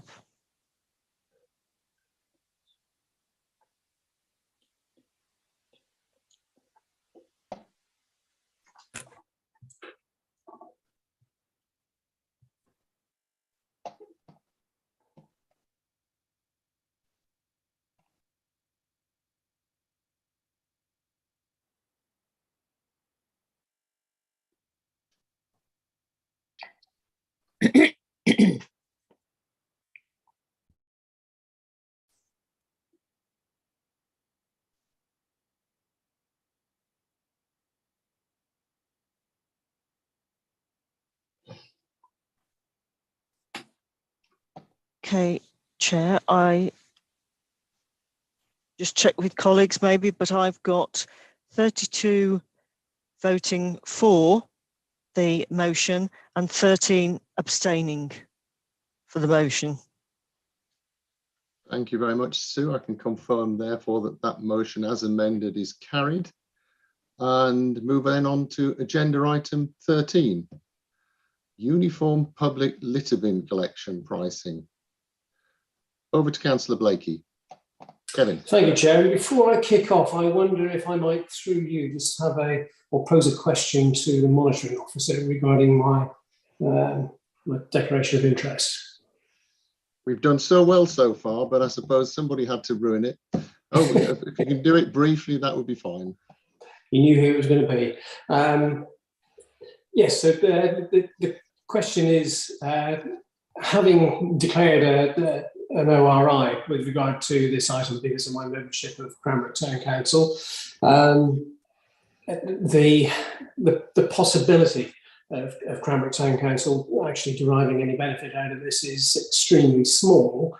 And obviously in doing so, it prevents me from taking part in the debate once I've made the proposal.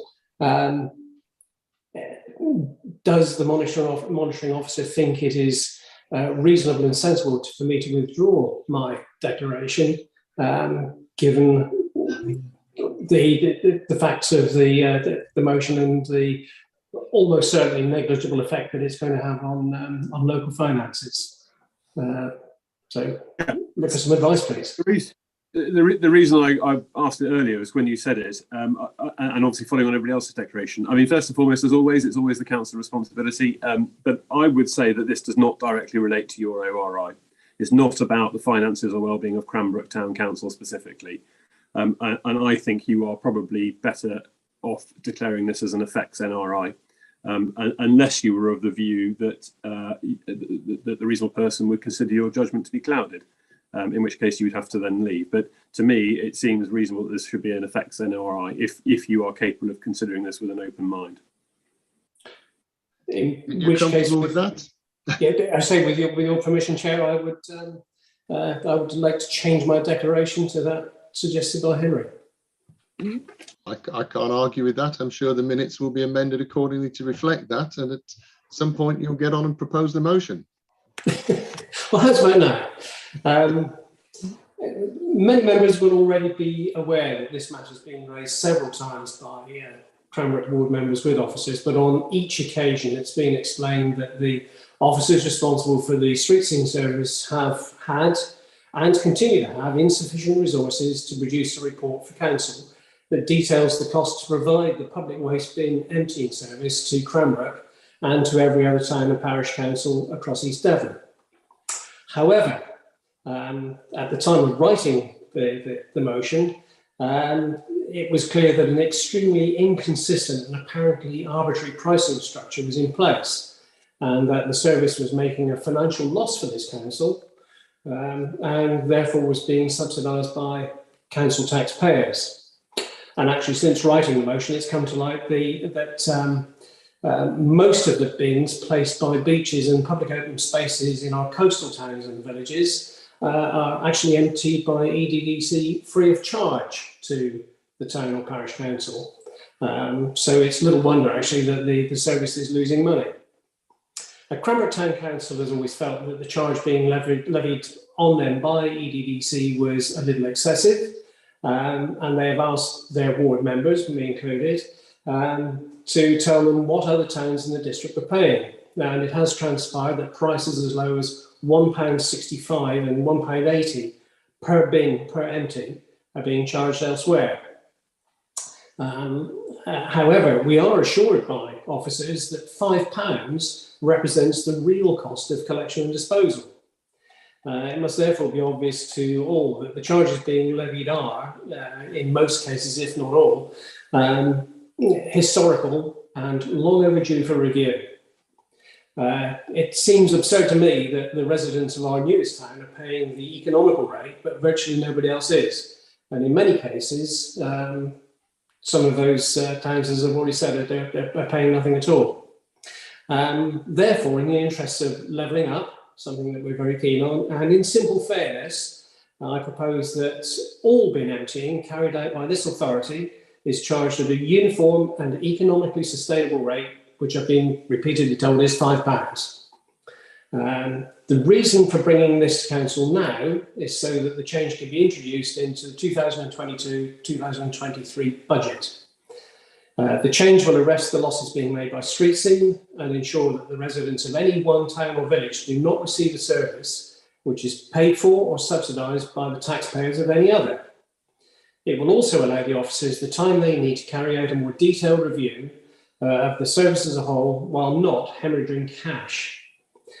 And I fully understand that some, indeed most of the communities that have been using this service will not be keen to see their costs rise, but I ask members to consider whether it is right to allow this unfair and unreasonable practice to continue. I would certainly suggest it is not. This council has set out its stall to deal with its residents fairly, and this is another example of past practice which was and is anything but. Therefore, please vote for this motion and right what is, I think, a substantial wrong. Thank you. Thank you very much, Councillor Bailey. I've got a second here, Councillor Kim Bloxham. Kim, do you want to speak now? Yeah, thank you, Chair. And firstly, I'm sorry to add to it, I better declare an effects NRI as Councillor Blakey was just advised to do. So if that could be noted, please. But for seconding the motion, Cranbrook members have been raising this issue for a long time. As Councillor Blakey has indicated, on each occasion, officers have said that they do not have the time nor resources to properly consider the correct level of charge at this stage. The question I have is this: was the £5 per bin per visit charge imposed on the new town of Cranbrook from the outset as a result of proper consideration or just a wet finger in the air? If the £5 charge was properly considered, and we are assured it was, why can that model not be used for elsewhere. If it was not properly considered, the imposition of a £5 charge on the new town at a time when others were and are still being charged substantially less is deplorable. What we know is that the service is currently running at a loss. We expect to pay a fair price for the service. It's good that towns and parishes are supporting East Devon services, and we expect these external services to wash their face financially. The opportunity exists now to put this right. To be clear, this motion is not seeking a cost reduction. It simply seeks fair and equitable treatment. It recognises the fact that all towns and parishes need to know their costs and be able to budget accordingly. Hence, this change is aimed at the next round of budget setting. I second the motion by Councillor Blakey and ask you to support it this evening. Thank you, Chair. Thank you very much, Councillor Bloxham. I've got there were three supporters to give the opportunity to speak at this point if they wish, but they don't feel the need to if everything's been said. Councillor Sam Hawkins. Sam. Nothing to add at this second, but I might come back in due course. Okay, lovely. That's great. Thank you very much. Councillor Paul Miller. Paul. Same here, Chair. Thank you. Thank you for your understanding. Councillor Paul Jarvis. Paul. Same there. Thank you very much. So on to the speakers indicating. Councillor Young. Jeff.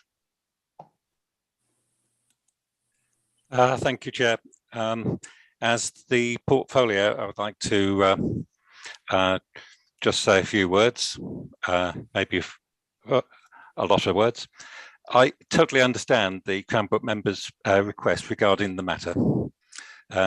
This is one of the many problems beset upon Cranbrook. However, I'm very proud of this administration. Through the help and brilliant team of officers, have overcome many of the major negatives of the original Cranbrook initiative. I think we all agree mistakes were made previously. We are now far better prepared for the next phase of Cranbrook. The town centre is about to be started. Funding and major works planned for providing green energy to heat Cranbrook is well advanced. We're investing in the new recycling and waste vehicles and planning a reschedule of the rounds for the whole expansion area. And the inclusion of a swimming pool included in our new emerging sports strategy. So why is Cranbrook being treated differently with bins? It's a historic consequence of government acts, inheriting urban councils and national planning policies held together with sellotape. The more I learn, the more baffling it gets. And the Cranbrook issue is just the tip of the iceberg. The Environmental Protection Act of 1990 requires us to keep public areas free from litter. This is known as relevant land. That is the land that we have to collect the litter off. The Act does not require us to provide bins, but like any other council, it does seem to work.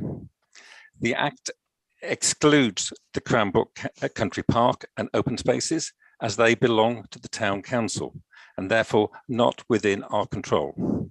Also, a lot of the roads in Cranbrook are still not adopted, which means, again, we are not yet responsible. Up until 2009, all bins were paid for by EDDC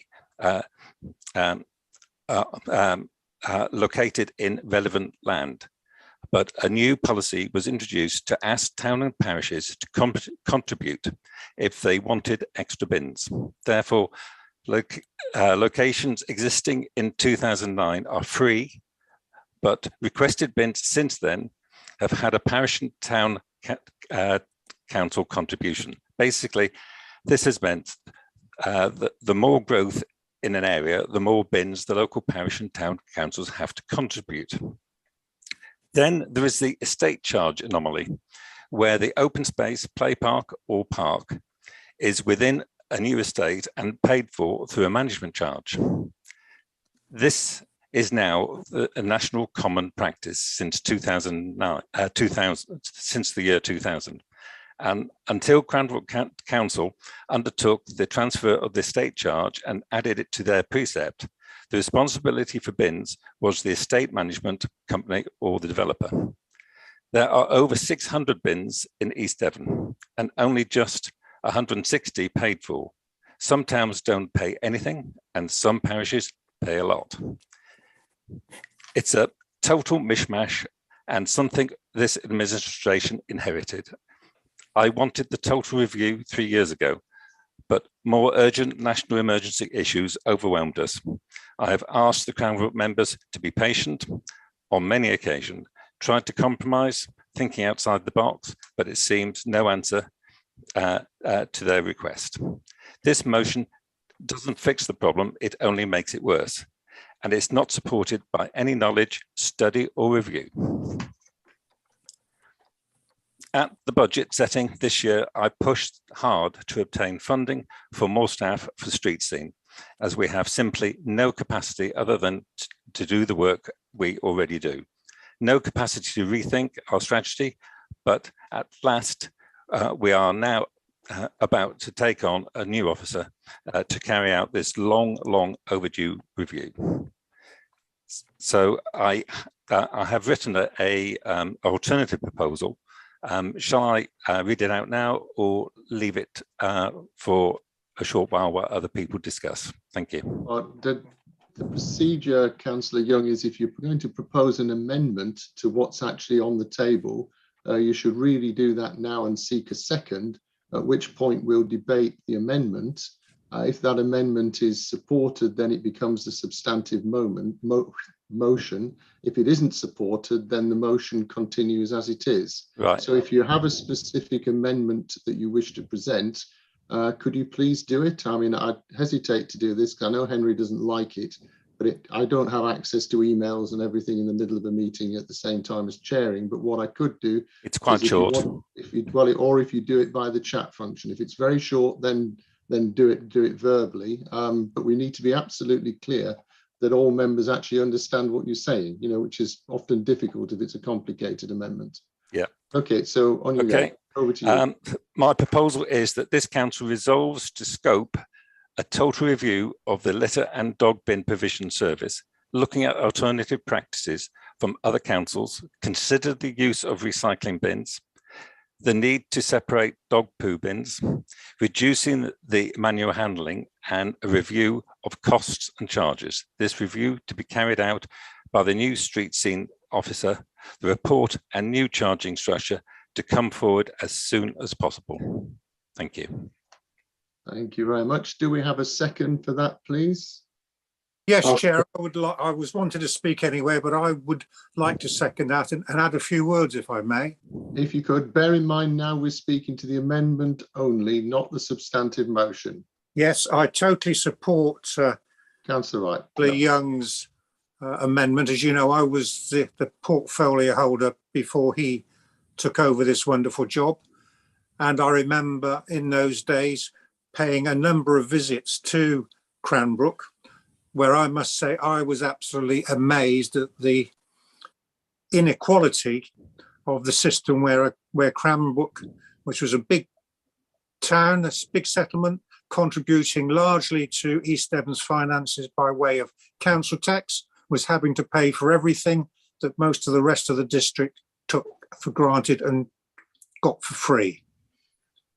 I think the waste, the litter waste system, even cleaning up our seafronts where the provision for waste is totally inadequate, does need review, and the quicker that is done, the better, so that we are better placed throughout the district to deal with the waste, which very often our visitors bring, because we shouldn't lose sight of the fact very often a community asks for extra bins because there's extra load put on them by extra houses being built. Those extra houses being built are bringing income into the district, and part of that income should be spent providing the services. So I totally support Councillor Young's amendment. Thank you, Chair. Thank you very much, Councillor Wright. Now, bear in mind here, speakers, that you are speaking to the amendment only. I will make a note of those that are here to speak to the substantive motion and don't want to leave their place in the queue. But could you confirm, please, Councillor Faithful, that you're speaking to the amendment? Thank you, Chair. Well, all I was going to say was I should declare affects NRI. I'm a member of Ottery Mary Town Council, so I think it's relevant regardless. Okay, I'm sure that'll be picked up from the minutes. Thank you very much. Councillor Lawrence, are you speaking to the amendment? Chair, Sorry to interrupt. Can I just ask Councillor Young to send me the wording via email so that I can just check it over quickly whilst you're having your discussion? Okay, thank you very much. Thank you. Consider that request made. I'm sure he heard. Thank you. Councillor Lawrence, so you're speaking to the amendment, please. Yeah, thank you, Chair. Yeah, well, I am in a way, but I'm a little bit baffled by all this because Councillor Young is baffled and he runs the show. But I mean, after 3 years, I would have thought they'd have got the thing sorted out. And if I can just give an example, Wimple Parish Council pay for dog bin emptying 3 times a week. When I asked why the bins weren't being emptied at all, I was told that the cost did not cover the collection. But East Devon District Council set the figures, and Wimple Parish Council have never said, we don't want to pay that to have our dog bins collected. So, I mean, I don't really understand if the parish councils and the town councils and everybody are prepared to pay for the work to be done, why isn't it being done? Thank you. Thank you very much. I'm not sure how that helps the amendment, but it's noted nonetheless, no doubt. And as you've obviously recognised, Councillor Wright, you've spoken once of the amendment already, so I'm going to move on to Councillor Cahill if you want to speak on the amendment, Councillor Fred. On the amendment, thank you, Chair. Thank you, Fred. Yes, I would also like to support Councillor Young's amendment. I've got to be honest, I wasn't aware about differing charges to do with waste litter bins and recycling bins and dog mess bins. You know, it's not something I was aware of. And I really do feel that if there is differing charges, it's about time we had a review. And as part of that review, I would like to feel that we can also look at the timings of the bin collections, not just for when the operatives start at 7:30, but we've got a very busy seafront. That is a mess at 5, 6 o'clock in the morning. And we have, I would say, I've seen full seafronts at 7 o'clock in the morning in this hot weather. Yet there is a complete mess all over the seafront.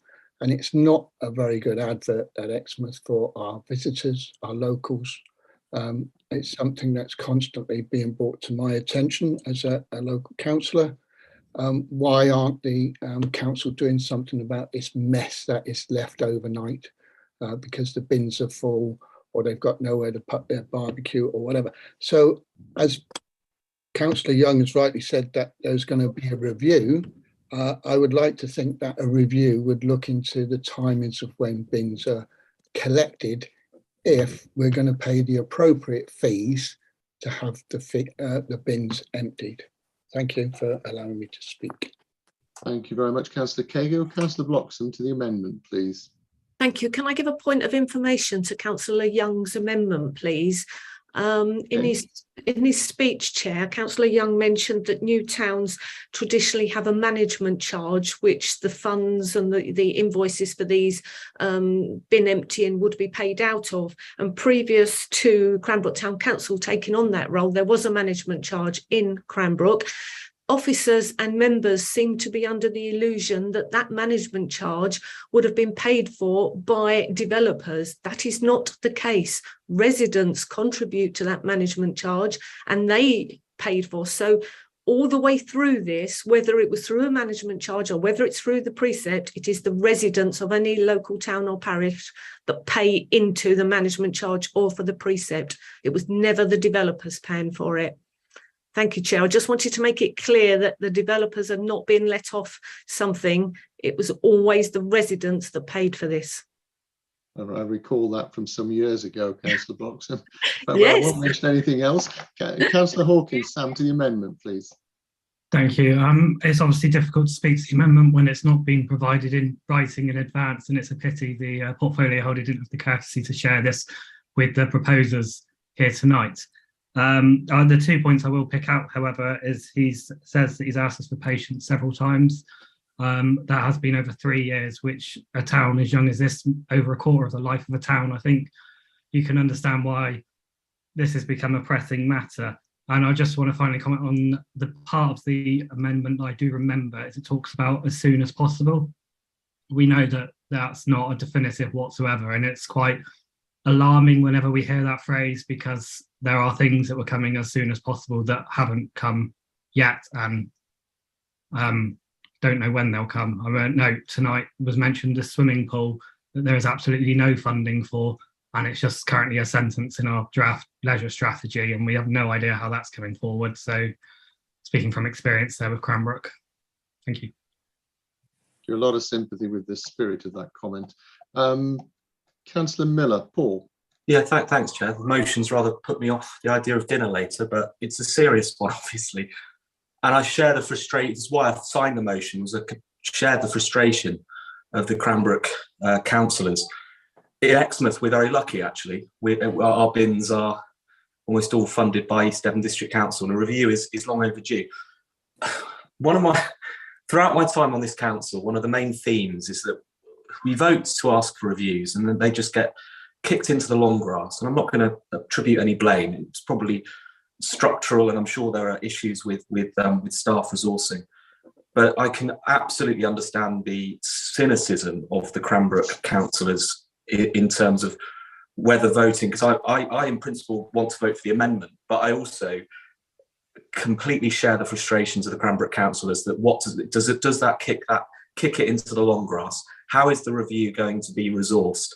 And can the portfolio holder assure them that this is going to be a priority? Because I think it absolutely ought to. They've been waiting 3 years. It's fundamentally unfair.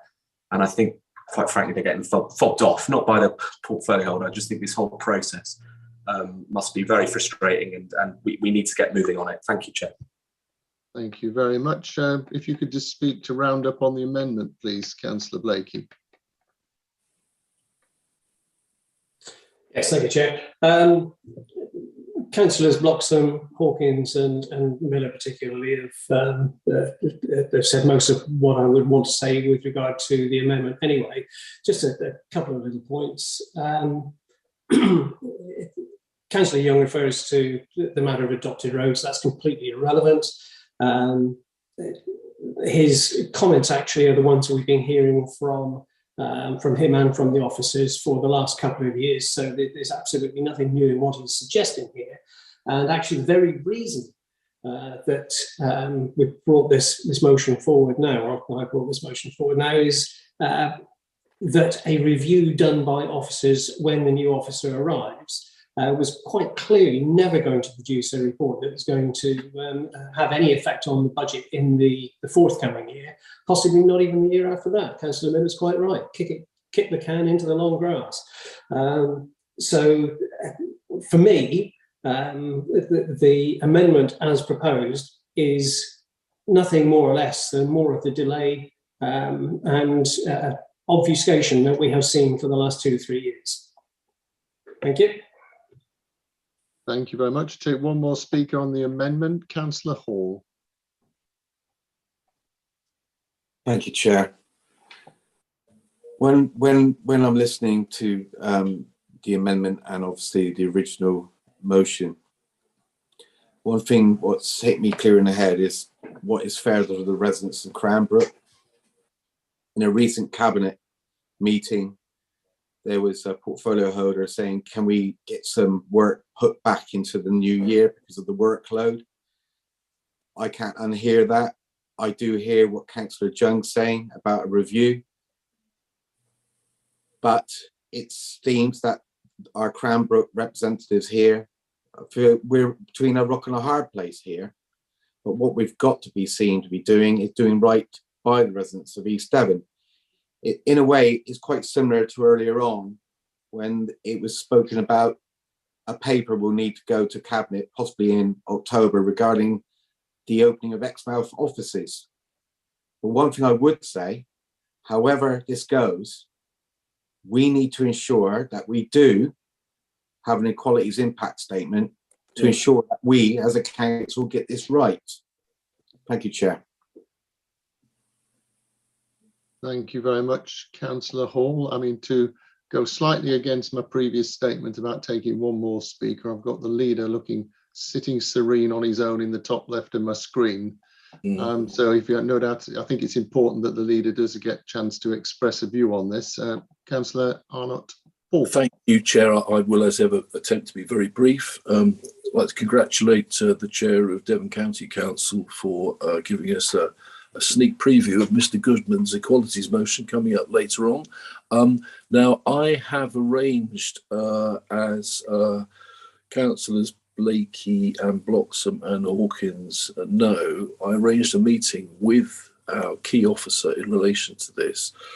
I think it was in May or early June, and I shared their disappointment that the review that was being proposed by the officers could not happen for genuine personnel reasons until the autumn, because the new officer wasn't going to be in place until the autumn, and there was simply nothing to be done about that.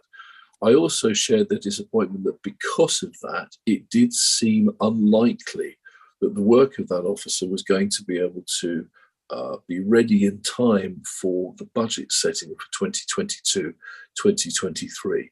So I share their frustrations on that. But since, unless something appalling happens, I seem to be leader until next May, I will again give them my personal reassurance that this will stay at the top of our agenda, and that Councillor Young is absolutely speaking the truth here with his amendment. I think, having looked into it, and he has made a magnificent study of this, and I pay tribute to his work, the complexities going back half a century on these various arrangements must be looked into. I'll give you a parallel, if you like. If you were to look into our various assets, who pays what to us to rent a piece of grass or a building or a strip of pavement or whatever, it is unbelievably Byzantine, and it has been inherited by various administrations. We've been in for 2 years, my administration. We're in the third now. I think it's well understood that it was very difficult circumstances with the pandemic, but not making an excuse about that.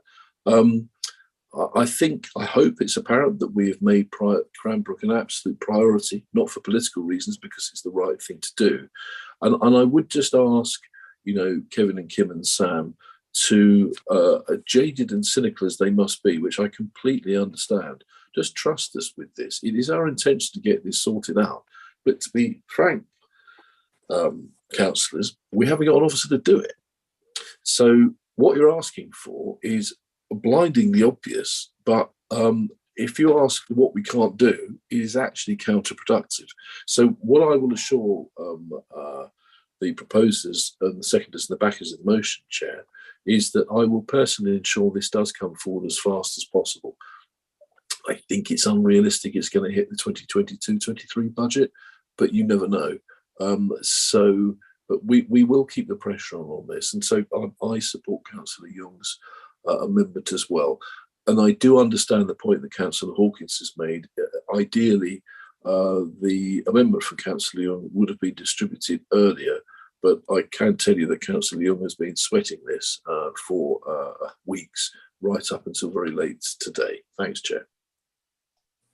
Thank you very much. Councillor Bailey, is it something very quick? Because I think we're going to need to move forward a little bit here now, and I want to take the amendment to a vote if we could. Two seconds if you've got a quick point to make. Sorry, Councillor Wright, I'm not going to take any more at this point with the agenda we've got going forward. Councillor Blakey, and then to the vote, please.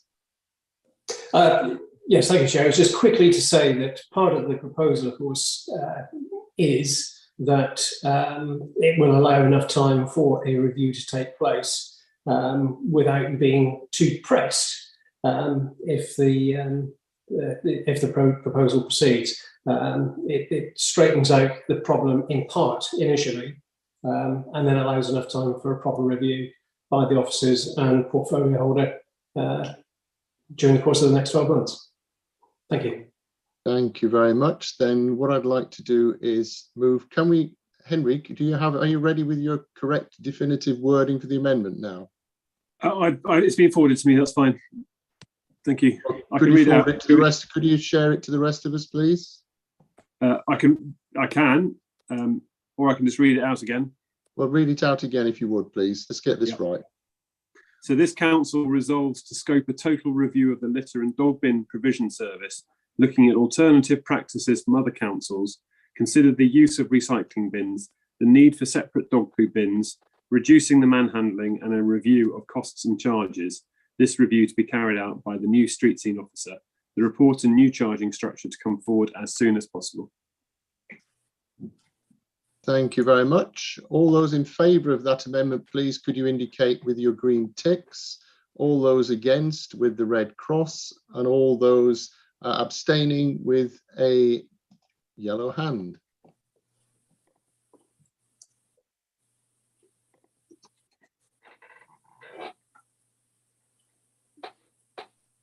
Chair, I've got 22 votes in favour, 13 against and 2 abstaining.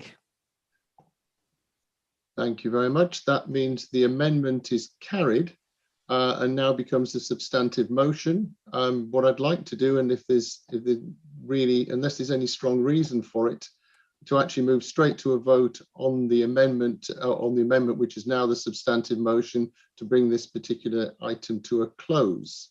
Chair, could you have a recorded vote, please? A recorded vote? Yes, please. Could we have a seconder for a recorded vote, please? Seconder, Chair. Why? Sorry, I heard somebody second. I couldn't hear who it was. Could you say your name, please? Councillor Bruce. Right, got it. Thanks, Councillor Bruce. So we've got there'll be all those in favour of a recorded vote, please. Or against?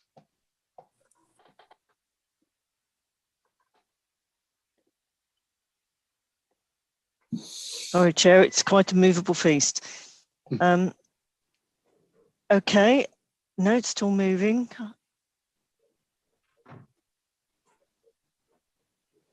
Okay, Chair, I've got 15 against, 13 for, and 5 abstention. Right, well, on that basis, the recorded vote is defeated and we'll go forward with a normal vote. Could I have all those, could you please vote for or against the motion as now is in the normal way? Ticks for, crosses against, or raised hands for abstentions. Thank you.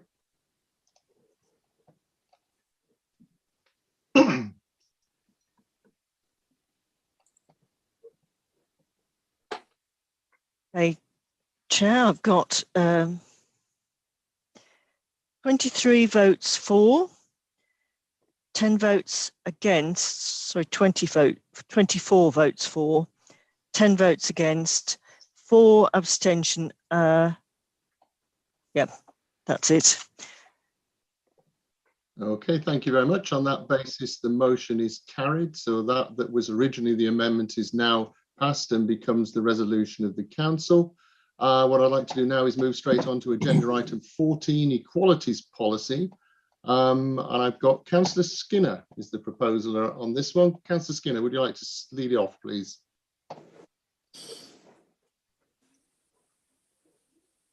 Thank you, Chair. This is the first motion that I've put before the council since I became leader of the Conservative group. And there could not be a more important motion for this council to discuss. Protecting equalities in our society is so important, and tonight we have an opportunity to ensure this council considers and looks after those important 9 characteristic groups in East Devon. Let me remind the members what the 9 groups are: age, disability, gender reassignment, marriage and civil partnership, pregnancy and maternity, race, religion or belief, sex and sexual orientation. I'm sure all members will support the motion, recognising not only have we a moral obligation, but we also have a legal obligation. We updated the East Devon strategy in June 2021 and also updated our actions we take, and this can be found on the link in the motion. It also records some useful information. The ONS data, for example, in 2018 shows we have 37% of East Devon residents are over 60, with 1% of these over 90. which only reinforces how healthy it can be to be living in East Devon. In 2014, 14.5% of the population were estimated to have mobility issues from the housing market assessment, but in reality, this is, of course, as we know, much higher. 7.3% of residents had general difficulties due to age or frailty. 4.5% of the local population were estimated to have visual or hearing impairment. Again, this was on the backdrop of the housing market assessment in 2014. 11.3% of East Devon residents were estimated to have a health or disability issue that are not listed above for the housing market assessment. These figures demonstrate that we have many residents that are covered by the 9 characteristics, and my aim tonight is to ensure we both listen to these groups and recognise in future reports to help these groups. Nowhere in the motion is it critical of officers, but it recognises we must do more to ensure our officers have the right knowledge and skills to complete their reports. Requesting an equality peer challenge provided by the LGA will allow the council to have an independent health check, like many other councils have already done, including both Cornwall and Bristol, for example. Calling on the LGA to assist to a positive step forward to ensure we protect these groups. I'm not suggesting that reports have to be considerably longer, but each report, like most council, contain information on inequalities and a summary of its actions. However, where there is an impact, the appropriate detailed impact assessment is completed. If there is a delay in the LGA reviewing, can we seek advice from officers from Devon County Council? This council resolves to always follow the Equalities Act of 2010 and protect those people that come under the 9 characteristics.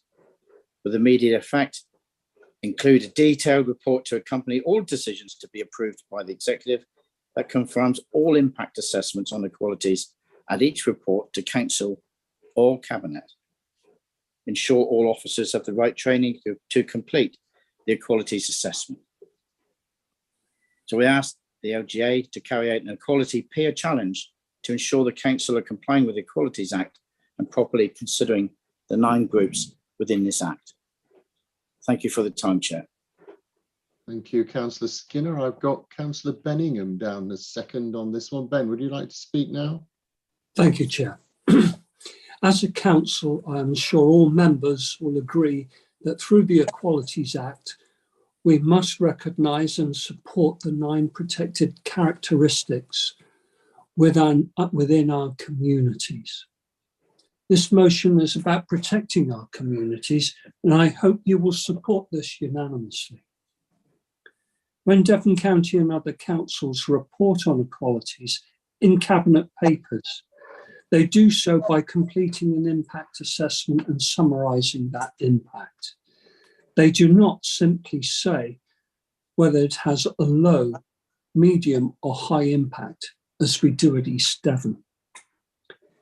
In the almost 30 Cabinet meetings since May 2020 and May 2022, Cabinet reports were submitted on homelessness, poverty, public toilets, leisure, public health, mental health, and affordable homes, but hardly any included a full impact assessment, and none contained a summary of the equalities issues.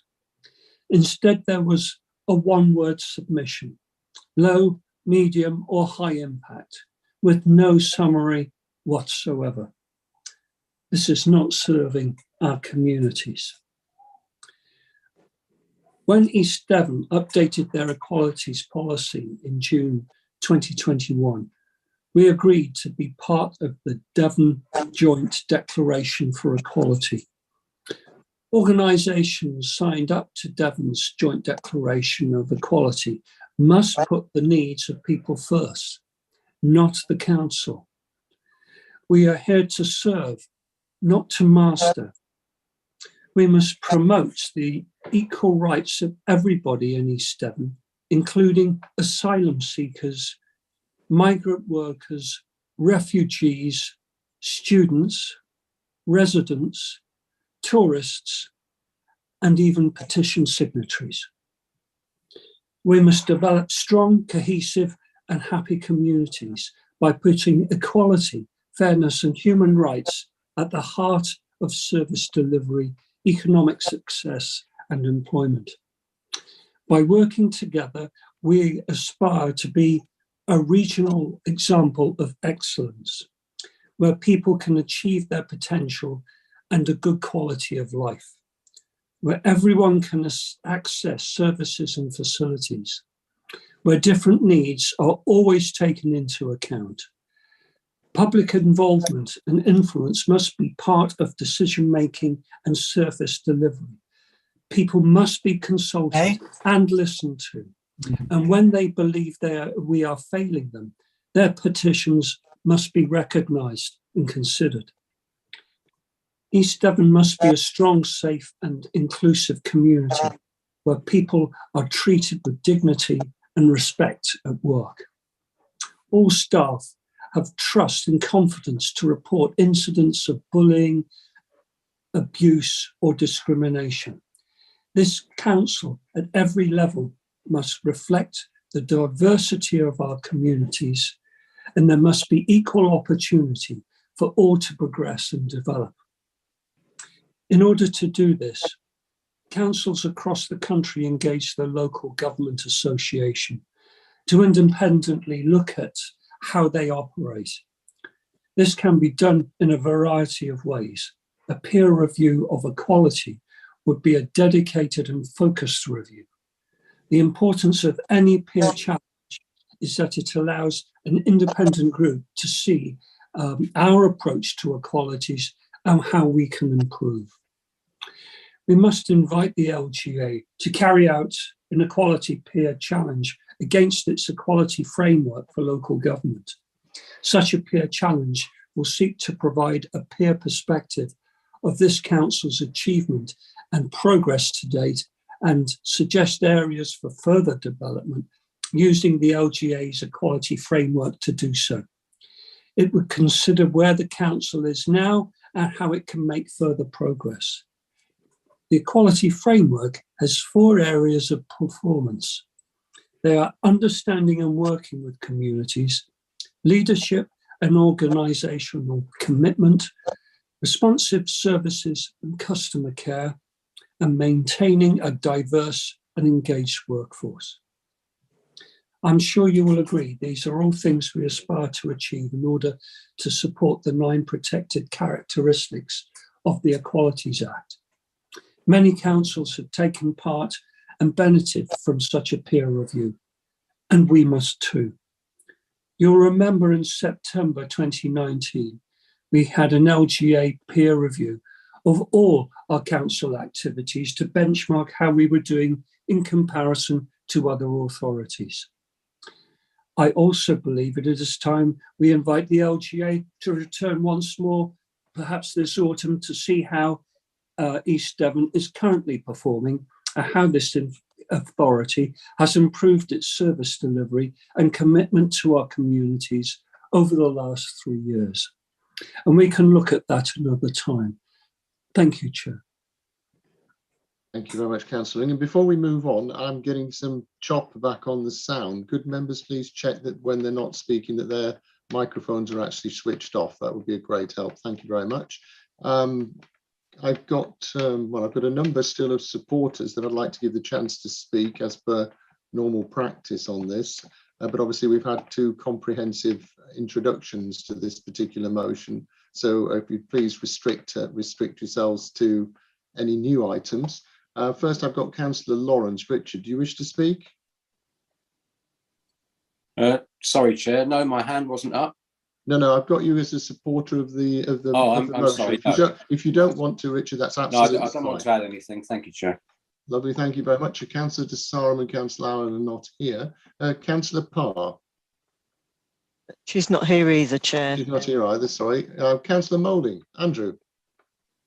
Well, yes, Chair, I put my hand up because I was intending to speak particularly on the reference to the Equalities Peer Challenge. But somehow Councillor Ingham was very comprehensive in his summary and elucidated sufficiently, I believe, on the peer challenge. But I do recall the peer challenge we had for the whole council back in, I think Councillor Ingham said it was 2019, which it was, and the representatives from other councils who came along and carried out that peer challenge were excellent, and I think they gave the council some sound advice at that time. And I would hope that an equality peer challenge would serve us equally well. And I think that there is an area, this equalities is an area where we can learn from other authorities, and therefore that's my reason for putting my support to this particular notice of motion. Thank you. Thank you very much, Councillor Moulding. First speaker I've got on the rest of us is Councillor Whibley. Joe. Thank you very much, Chair.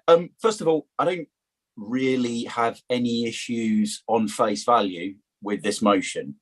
I question the motivation behind it, and I will now say why. So I find it galling and somewhat laughable that we are being lectured on equality and the 9 protected characteristics when quite regularly one of the supporters of this motion posts things on social media which is damaging and prejudicial towards one of those groups.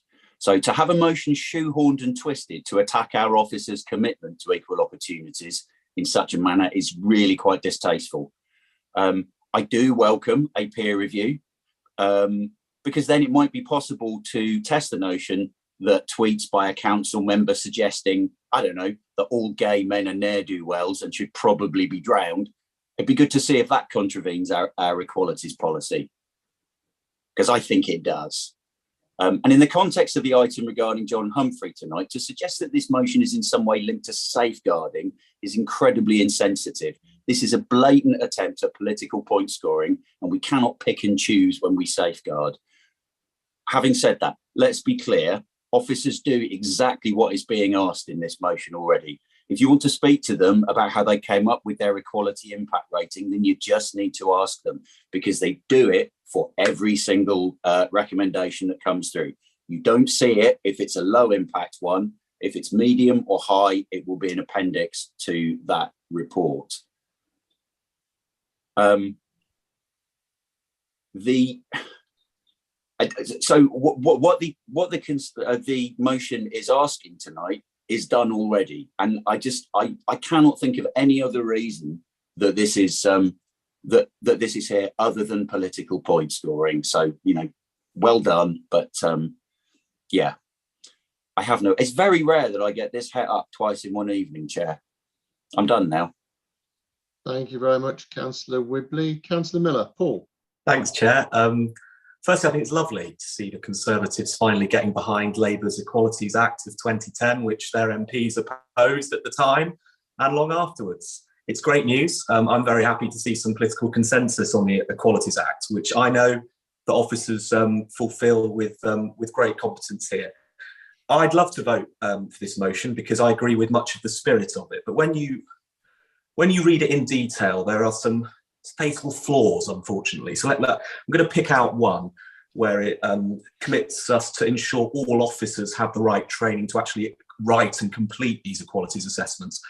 I'd like to ask, have the proposers costed that exercise? With all of the officers at the council, would it really be a good use of taxpayers' money to have street scene operatives and manual workers knowing how to write equalities impact assessments? I'm not sure it would. And likewise, you know, an equality peer challenge costs money.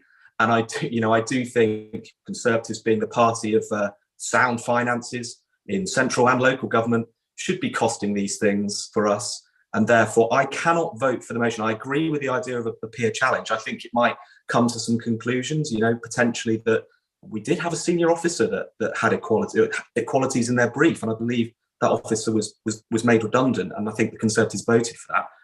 But going back, you know, I think there's a, in the Constitution, Chair, there is a page 114, there are motions you can move without notice. And one of them is to refer something to an appropriate body or individual.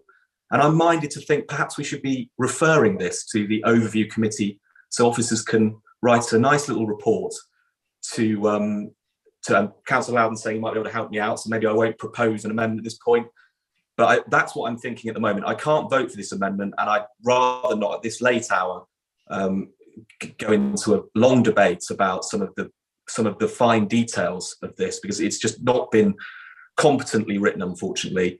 But I do agree with much of the spirit, although the background, as Councillor Whibley said, has much to lead to the imagination. Thank you, Chair. Thank you, Councillor Miller. Councillor Hawkins. Sam.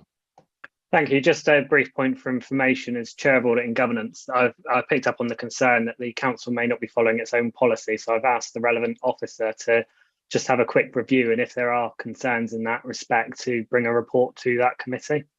Thank you. Thank you for that. That's very helpful, Sam. Councillor Young. Jeff.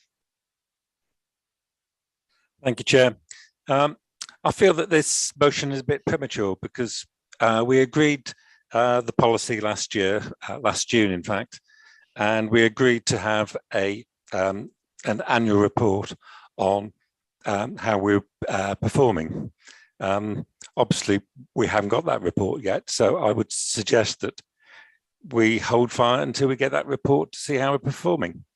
I take issue with the comments about our toilet review, which I spent a lot of time on with officers and with colleagues and with other districts, because one of the reasons why we needed toilet review was our toilets are not suitable for the disabled. I wanted all our toilets to be able to use by the disabled. I wanted adult changing places for adults who are disabled to be changed and not on the urinal floor, but in an appropriate seating. And now we did this. Most of the toilet review we spent considering the issues on disabled. There's toilets with loads of steps up to, there's toilets with doors that are not wide enough. And that was one of the main issues that drove it. So to say that we hardly touched on it, I take great exception to. Thank you. Thank you very much, Councillor Young. Councillor Loudon. John. Thank you, Chair. Do you want to take Councillor Hookway first, and I'm happy to come in after him? Smell an amendment brewing. Councillor Hookway. Nick. Thank you, Chair. Yes, I wish to support particularly what Councillor Whibley said. I do worry about the motive behind this particular motion. It makes reference to the culture strategy, which I've been working on recently, and yet neither the proposer or the seconder actually bothered to comment about that. So I want to place on record exactly what has happened in terms of the equalities impact assessment that was undertaken by officers as this culture strategy was drawn up. The impact strategy was scored as low, and therefore at the present time it was not presented in the cabinet papers. The culture strategy does have built-in mitigations, and an action plan mean that everything we plan to deliver and does consider the needs to take into consideration of any inequality issues. You would expect this, as it is a cultural strategy, which means implicitly and explicitly we take into account the needs of everyone in East Devon. The strategy is a high-level document, and obviously when we get onto the delivery of it through the action plan, then those projects which flow from it will fully consider inclusivity in its broadest definition. I will also state for the record that the impact assessment for the culture strategy was signed off in the correct formal manner by senior management. Thank you, Chair. Thank you very much, Nick. Councillor Loudon. John. Thank you, Chair. Well, that's been an interesting debate so far, hasn't it? And I think the whole motion is interesting for a number of reasons, not least that frankly, and I'm going to mix my metaphors now, it purports to be motherhood and apple pie. But in reality, it's a wolf in sheep's clothing. And that's what you get, isn't it, when you draft something 200 miles away from where someone actually delivers it. But there we are. Just so I turn to the motion, Chair. So it's proposed and it's seconded and it's supported by various members of the Conservative group. And what are they doing? They're championing a mistaken premise about this council's approach and attitude to equality impacts assessments of reports and policies. But mind you, their arguments went much wider, much deeper than that. Secondly, again, it's proposed and seconded and supported by various members of the Conservative group, some of whom in recent years have been cabinet members. Indeed, one of them, I'm sure, was leader of the council. I think that's so. I've got a vision anyway. Therefore, one would expect them at least to know how this council approaches undertaking equality impact assessments, surely. So, as this motion has the clear support of 8 members of the Conservative group, a minority, I would have assumed that amongst them, who are the majority and who've either been in cabinet or led this council, they would have explained to their colleagues how this council actually does approach equality impact assessments, because otherwise they would find themselves supporting a motion that makes inaccurate claims. And surely to find oneself in such a position would be woefully embarrassing. But then I don't know, I'm not in that position. So I'm bemused that the motion is critical, and I'll cite a particular part. In it says, and I quote, and Councillor Young has been here, so it says, no annual cabinet reviews of the policy have been completed. Correct. Bravo. Someone's paying attention. But when was the policy adopted? It was adopted by full council on the 27th of July, 2021. What's the date today? It's the 20th of July, 2022. That is not a full year, colleagues. You might want to look at your calendars. So, you didn't even go back and look at the relevant minutes before someone rather drafted this motion. Okay, fair enough. Now, on the point of reviewing the policy, well, this is the policy we adopted. And if you go back to the policy we adopted last year, it says, quote unquote, Mark Williams, Chief Executive, and John Golding, Housing and Environment Strategic Lead, will review this policy in 2025 or sooner if relevant. So we're in 2022, 2023, 2024, 2025. I know economics is a big thing in the Conservative Party at the moment. That's probably why we're in the mess we're in. So, in light of all of this, I find the criticisms made in this motion, frankly, disingenuous. And that's me being charitable to you. So, perhaps now I ought to explain to you what this council does when it comes to considering its equality impact assessments. And some of my colleagues have been there earlier. What I would say to you is we are following the same path exactly as we did when there was a 2019-2020 administration. I wasn't in it. Some of you were. We are following the same approach that was adopted and followed in the Conservative administrations that held power pre-2019. I think some of you might have been around and perhaps involved in those. So my questions are, did you submit this motion because of collected amnesia? Was it because you hadn't properly read what you'd submitted? Is it because you hadn't understood what we adopted last year? Or was it a clumsy attempt to make political mischief out of a serious matter? I'm not going to comment, but I'll leave it for others to judge, because I think I know what your motive is here. So let me explain to you how we do things. What we do is that we follow the Equalities Act in spirit, intent, and action. Each report and policy is subject to an equality impact assessment by the relevant officer. It's effectively undertaking a risk assessment. I'm sure some of you understand that. If the assessment comes out as a low risk, then the assessment report, a low or medium risk, then it's not attached to the papers presented to members. But if it's high, it is. And that's why you've only seen a couple in the last year. As this council has followed this same process from one administration to another, I'm just wondering if it's starting now to ring a bell with some of you, because I would hope that it does. Because you've made decisions in the past on exactly the same basis as we've done in the last couple of years. So let me now try, having talked about the motion, to be positive about the proposed recommendations.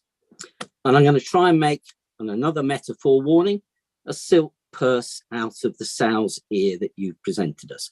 And Chair, I have shared with you and the monitoring officer amendment that I wish to make. I sent it this morning. Are you content that I read it? You're looking vague, Chair.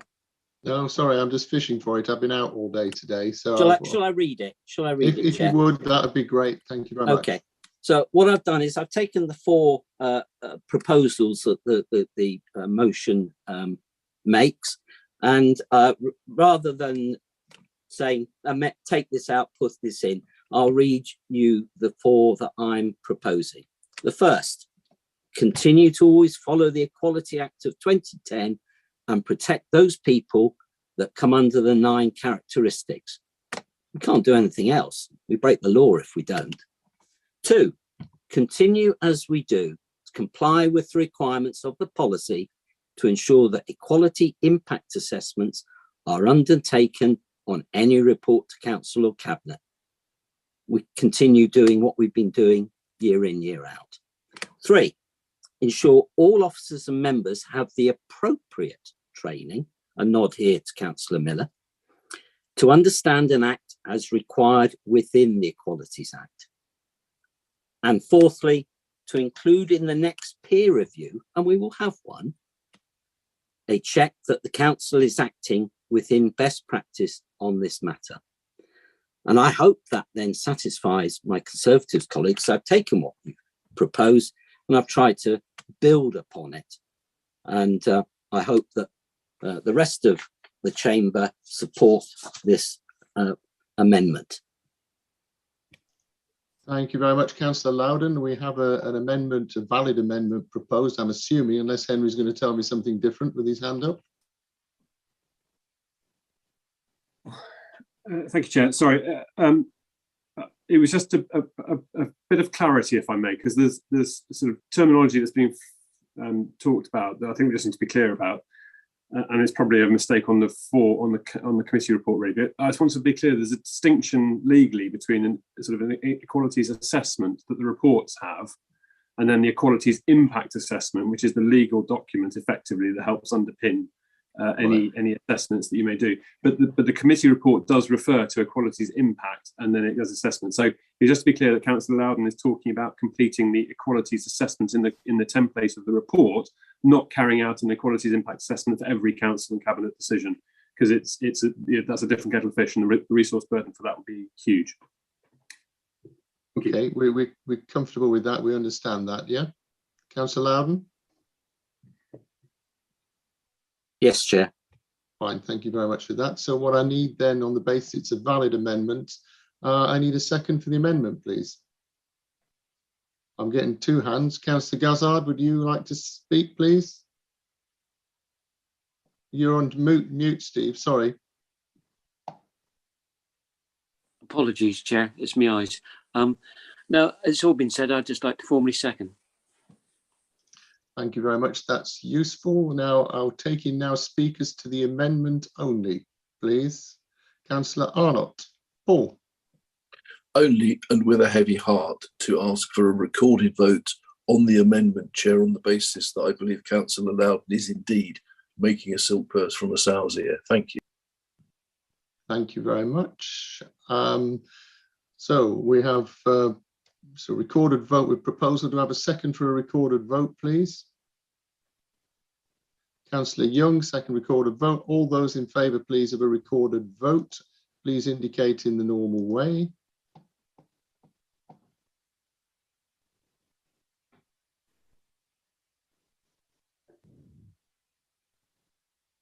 Right.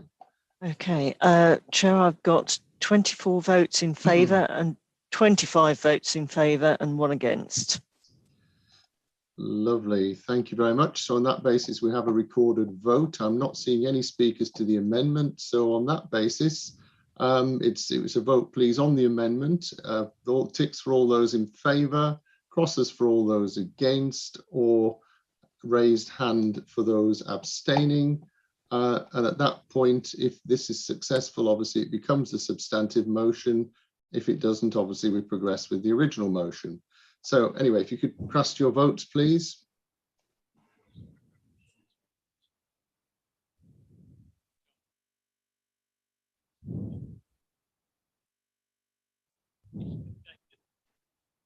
Chair, I have 24 votes in favour, 7 against and 4 abstaining.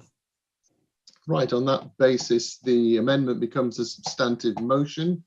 And in the absence of any further speakers, I'd quite like to move straight to a vote on that, on the basis we've got another motion after this, and my gin's getting cold. So if we could work with that, please. So all those, are we clear? We understand now that the amendment you just had is now the substantive motion. And in the event that this is passed, it then becomes a resolution of the council. Perhaps you will please indicate in the normal way. Isn't it a recorded vote? Yeah. Did somebody ask for a record? Yeah. The recorded vote was on the amendment. I didn't hear a request for a recorded vote on the motion. We didn't have a recorded vote, did we?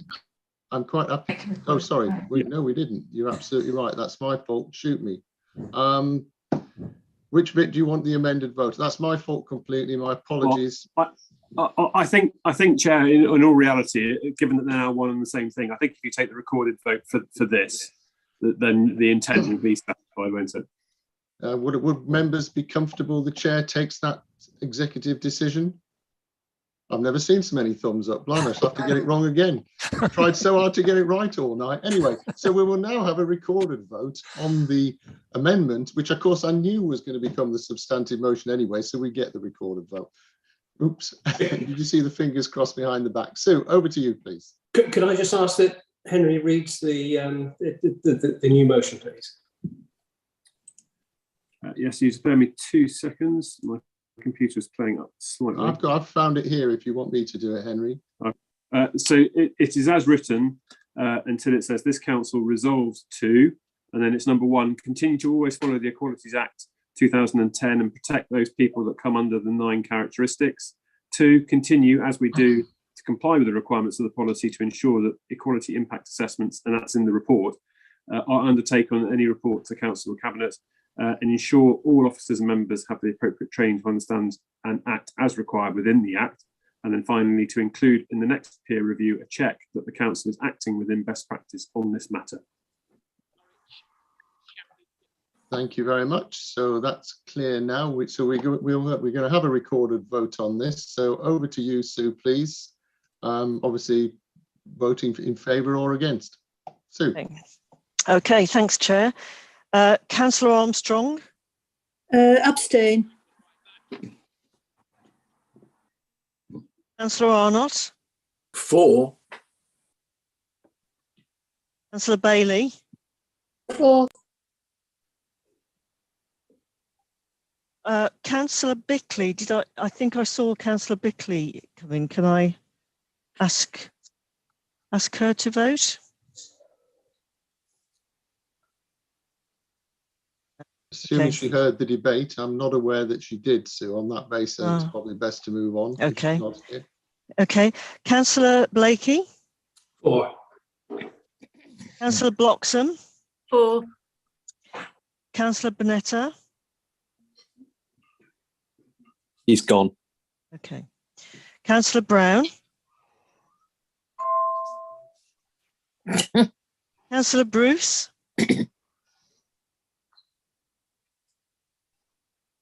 Councillor Cahill. 4. Councillor Chamberlain. 4. Councillor Chapman.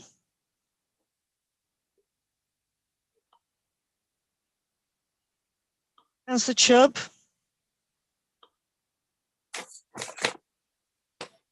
Councillor Coleman. 4. Councillor Davey. 4. Councillor Faithful. 4. Councillor Gardner. 4. Councillor Gazzard. 4. Councillor Hall. Gone. Councillor Hartnell. Same.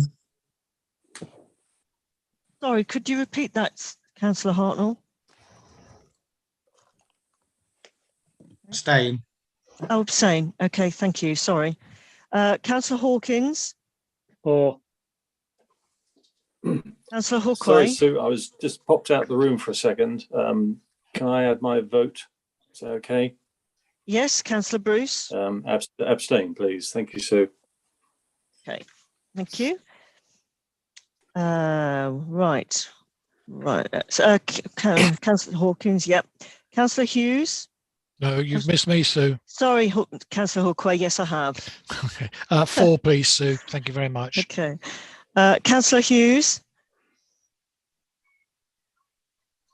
Councillor Ingham. Against. Councillor Jackson. 4. Thank you, Sue. Councillor Jarvis. 4. Councillor Johns.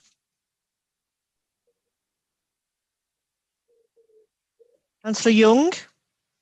4. Councillor Kemp. 4. Councillor Key is gone, I think. Councillor Lawrence. Against. Councillor Loudon. 4, Sue. Thanks. Councillor Manley. Councillor McCollum.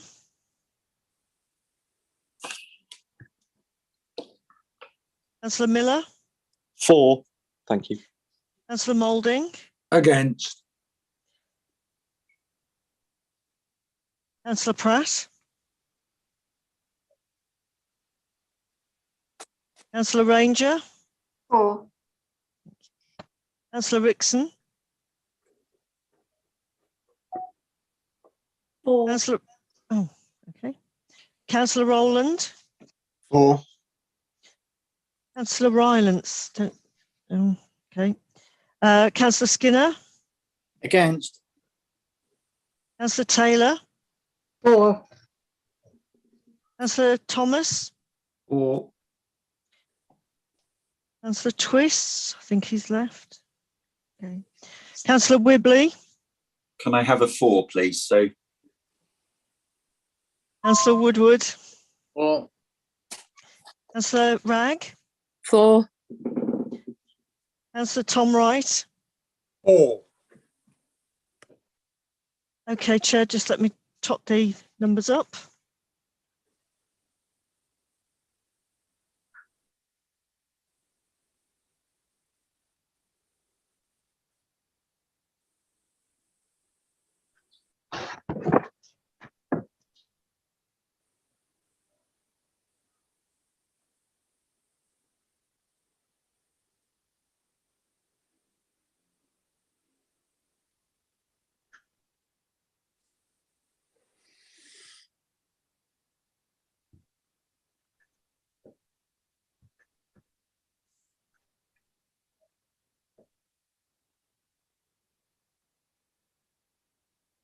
Chair, my signal keeps dropping out. Did I my screen's gone blank for the last couple of minutes. Did I miss a second vote or something? No, sorry, Councillor, I'm just totting up the numbers. No, there was only one, I think, Councillor Bruce. Okay. Okay. 11.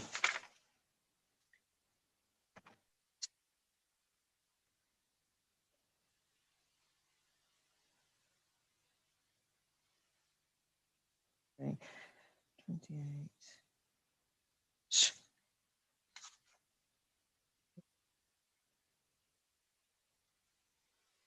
The chair. 1, 2. 3 abstain. Okay. Okay, Chair, sorry, I have 28 votes for, 4 against, and 3 abstain. Thank you very much. That motion is therefore carried and becomes a resolution. It becomes a resolution of the council.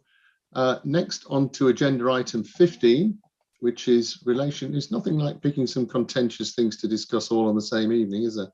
On to proportional representation, which I'm sure could fill an evening on its own in terms of a debate. But I've got Councillor Rylance as proposer. Eleanor, are you around?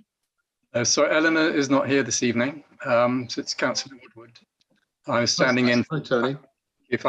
I'm standing in for her as the proposer. That's absolutely fine as far as I'm concerned. I'm assuming that one of your supporters was standing as a second, for formality wise. So we do actually have a second. Happy to, Chair. Thank you very much. No, I'm already identified to do that, Chair, if that's okay. Sorry, All right, sorry, I wasn't aware we got a substitute in. Tony, Councillor. Thank you. Well, thank you for those that are still Woodward. I'm myself bursting for the toilet, so I won't keep you for too long. It may seem a procedural item, this one, but in fact, it's fundamental to our democracy in this country. I'm speaking to many people over many years. They say, well, I don't really want to vote. What's the point? Because my voice isn't heard. But with proportional representation, they will have a proportionate person representing them in Parliament, in central government. So I think it's important that they are heard so that they have sense of engagement and buy-in. And you may be asking, well, why is it here this evening? Well, I think it's important because new concepts take time to be acquired. And if we take, for example, anti-slavery, women's vote, and sodomy, as it was then called, all of those have taken time to change public opinion. And I think this is one of those issues where it needs to be discussed and aired as much as possible in forums such as our own, so that there is a building of consensus to make it something that is not so no longer exotic, but something which is then becomes mainstream. North Somerset Council recently adopted a PR resolution, and so I would urge my fellow councillors to do the same. So I would move that we adopt this motion. Thank you. Thank you very much, Tony. So I've got Councillor Miller who's going to do the second. Is that correct? Not anymore. No, I've been gazumped. Gazumped. Councillor Rylance had asked to be chair. I don't mind. I wasn't going to speak anyway. I was only going to actually just formally second it. I have no comment to make apart from voting for it. Okay. Well, Councillor Arnott, come on, Paul. I will be very quick. As Councillor Woodward has rightly pointed out, many of us have needs and probably ignoring our own rights under equalities at the moment in relation to this, and indeed those of the officers. So I'll only make 2 comments, Chair, very quickly. In the next 2 weeks, a new Prime Minister will be chosen for us by about 170,000 members of a party. And the second comment I would make is on this critical issue of equalities, which seems to sit as the central passion of the Conservatives of East Devon and Surrey. I note that only 7 Conservatives bothered to stay until the end of the debate in order to vote. So, Chair, our electoral system is completely broken. I think it would be a very progressive action for our council to back the idea of proportional representation, do everything we can to campaign for it moving on from here. Thank you, Chair. Thank you very much, Paul. Now I've got councillors Davy, Kemp, Jake Bonetta. I know as Councillor Bonetta's gone. Paul Hayward's not here, and Joe Wibley's here. Could any of those please indicate if they wish to speak, so I can move through quickly? And if you don't indicate to speak, then I'll move on.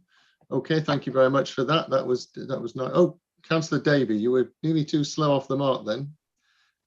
It's a nice try. I nearly got away with it. Yeah, Councillor Davy, Ollie. Okay, well, I would have spoken anyway. But I think it's important to stress why this motion has come to council now, because this has been an issue for many years. But just yesterday, I had an email headed, proportional representation still needs your help. And it goes on. You will remember I wrote to you 2 weeks ago, Councils for PR, a cross-party, and I stress that, cross-party initiative founded by two organisations, Get PR Done and Make Votes Matter.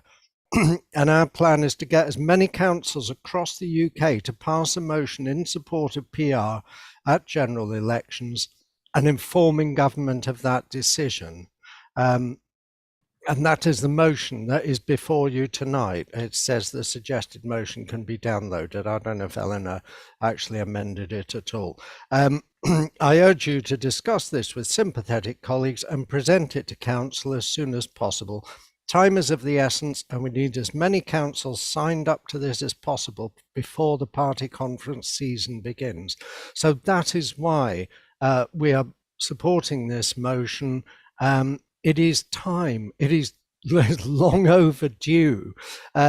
Parties such as mine, the Green Party, have always been regarded as a minority party. Yes, we are, but we wouldn't be such a minority if we had a fairer voting system, because people could actually vote for what they believe in and not what they think gives them the best chance of getting an outcome that might just be barely satisfactory for them.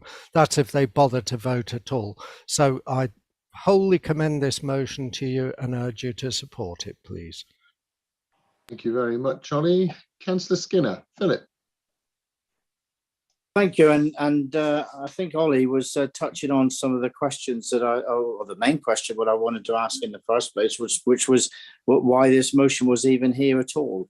What he was touching on, I believe, was saying that other authorities are getting in behind talking about proportional representation.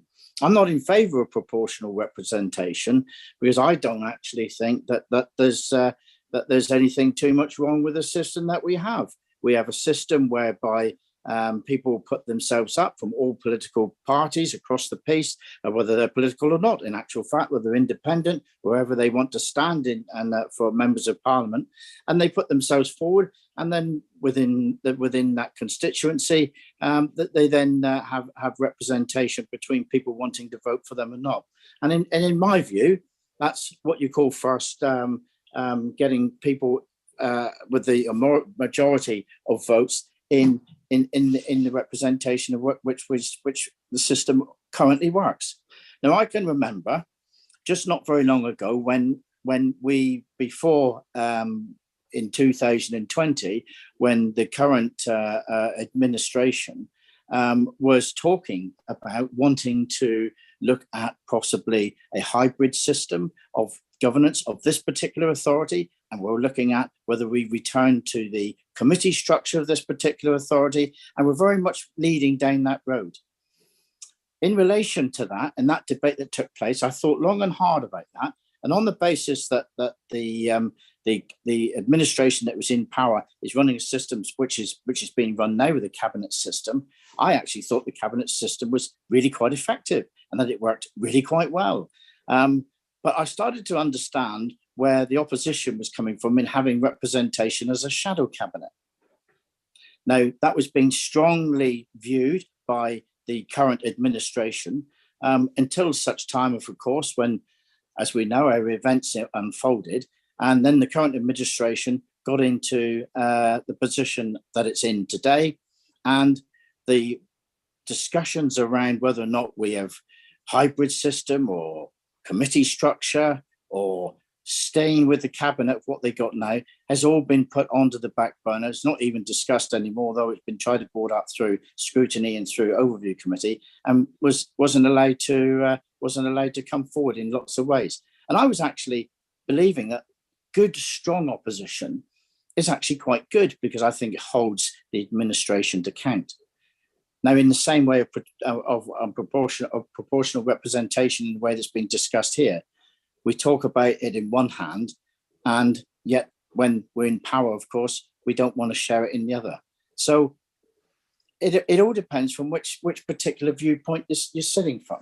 The proportional representation, in my view, Chair, and through you, has always been mainly been driven, of course, by the Liberal Democrats, because the Liberal Democrat Party, which I believe that Councillor Arnott is now lining himself up with, the Liberal Democrat Party would consider that they have lots of votes, and this is where it comes from, but they do, through the way that the system works at the minute, they don't actually gain too many seats because they don't win on an individual basis in going forward.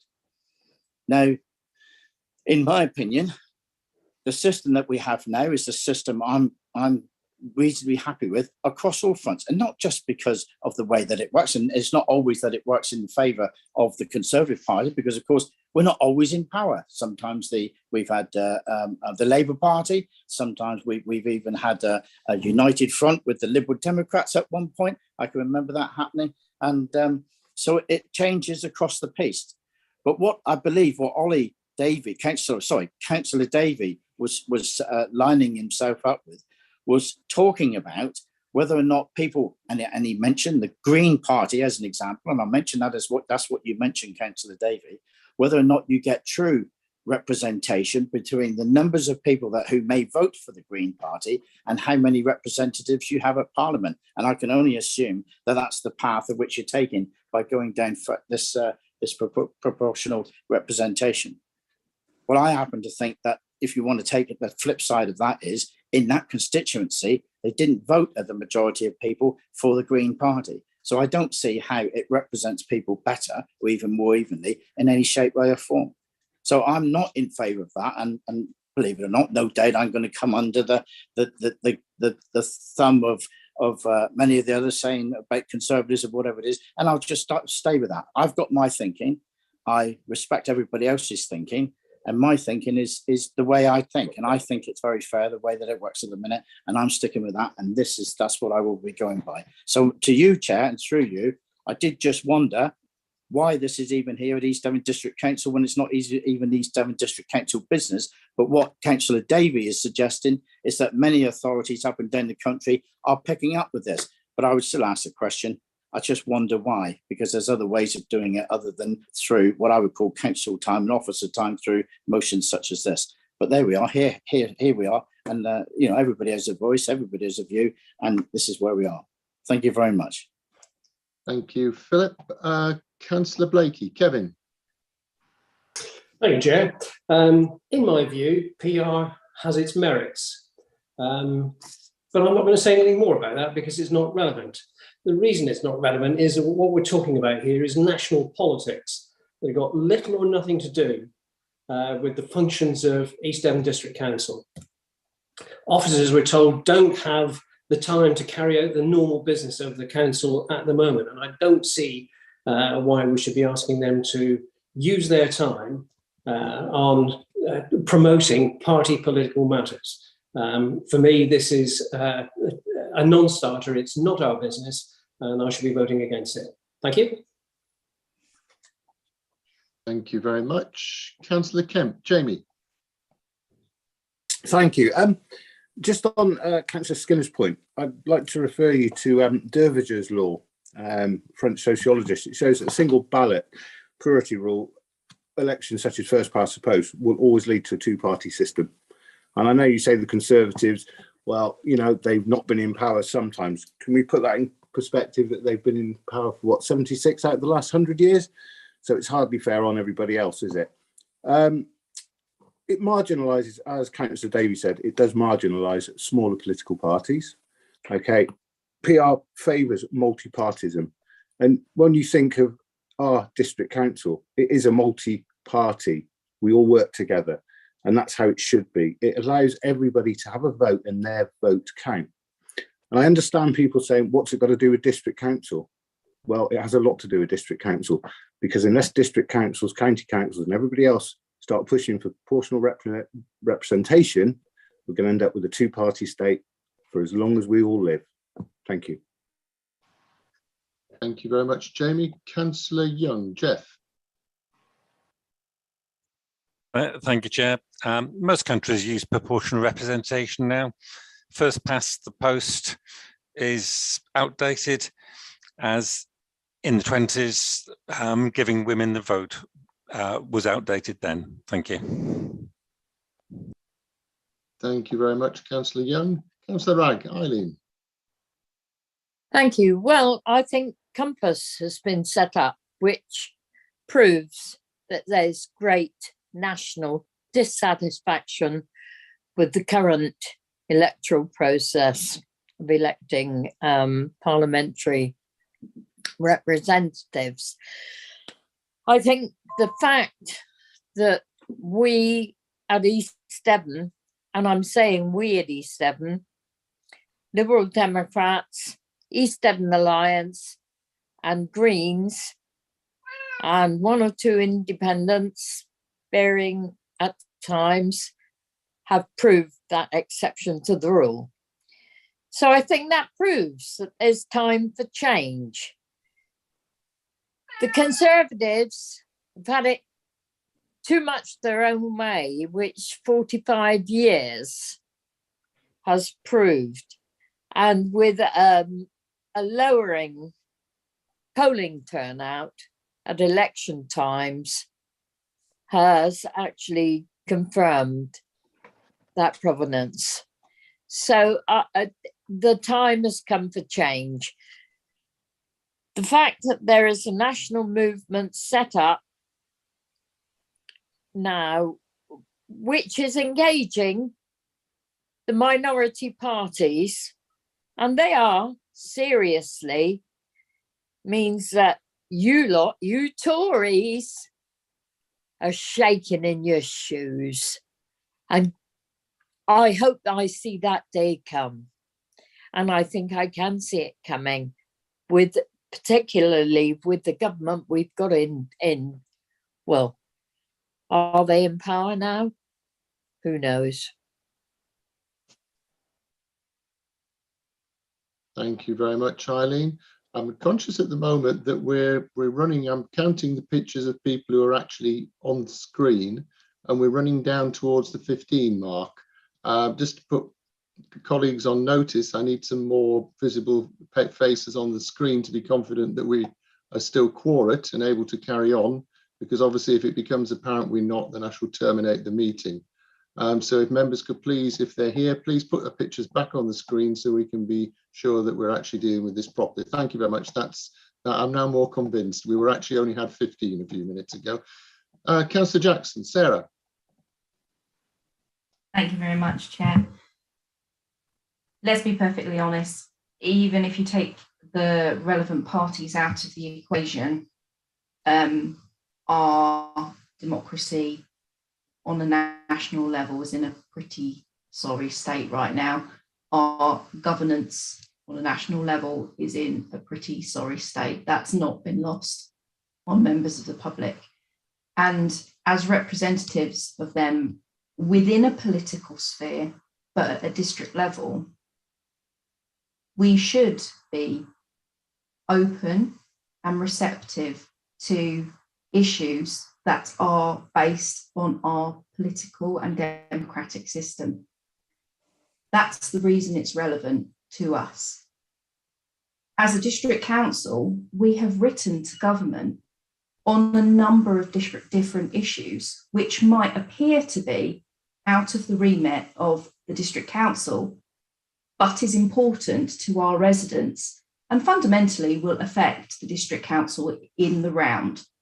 This is just another one. And let's get a little bit of perspective on the basis of what's being proposed in this motion. It's not an extensive review. It's not a peer challenge. It's not a great, huge piece of research. It's simply writing a letter to express the views of the district council. It's not going to take a lot of resources to do that one.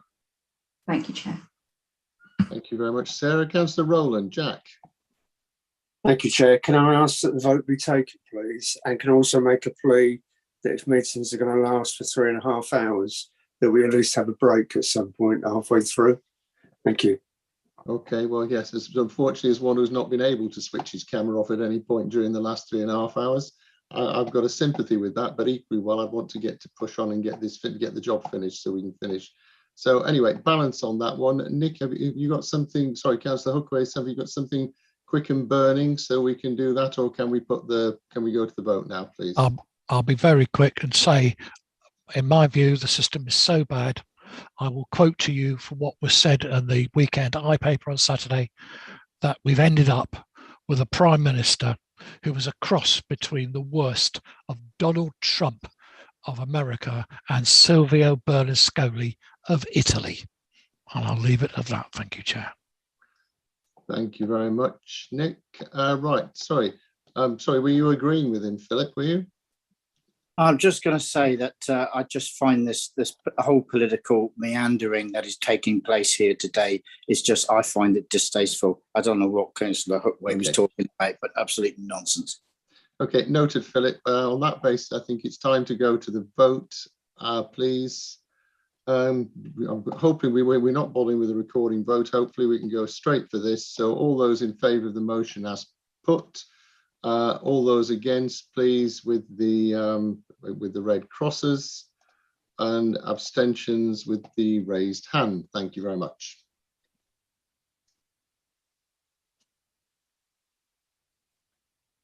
Okay, Chair, I've got 19 votes in favour, 9 against and 4 abstentions. On that basis, the motion is passed. That brings our council meeting to a close for this evening. I'd like to thank everyone, including members of the public. And if there are any still watching live on YouTube, you must have a sadder evening in prospect than I do. For your attendance, members, can I also remind you that until Democratic Service has confirmed that the live streaming and recording has stopped, you can still be heard and any comments we make may be recorded. Thank you very much, everybody.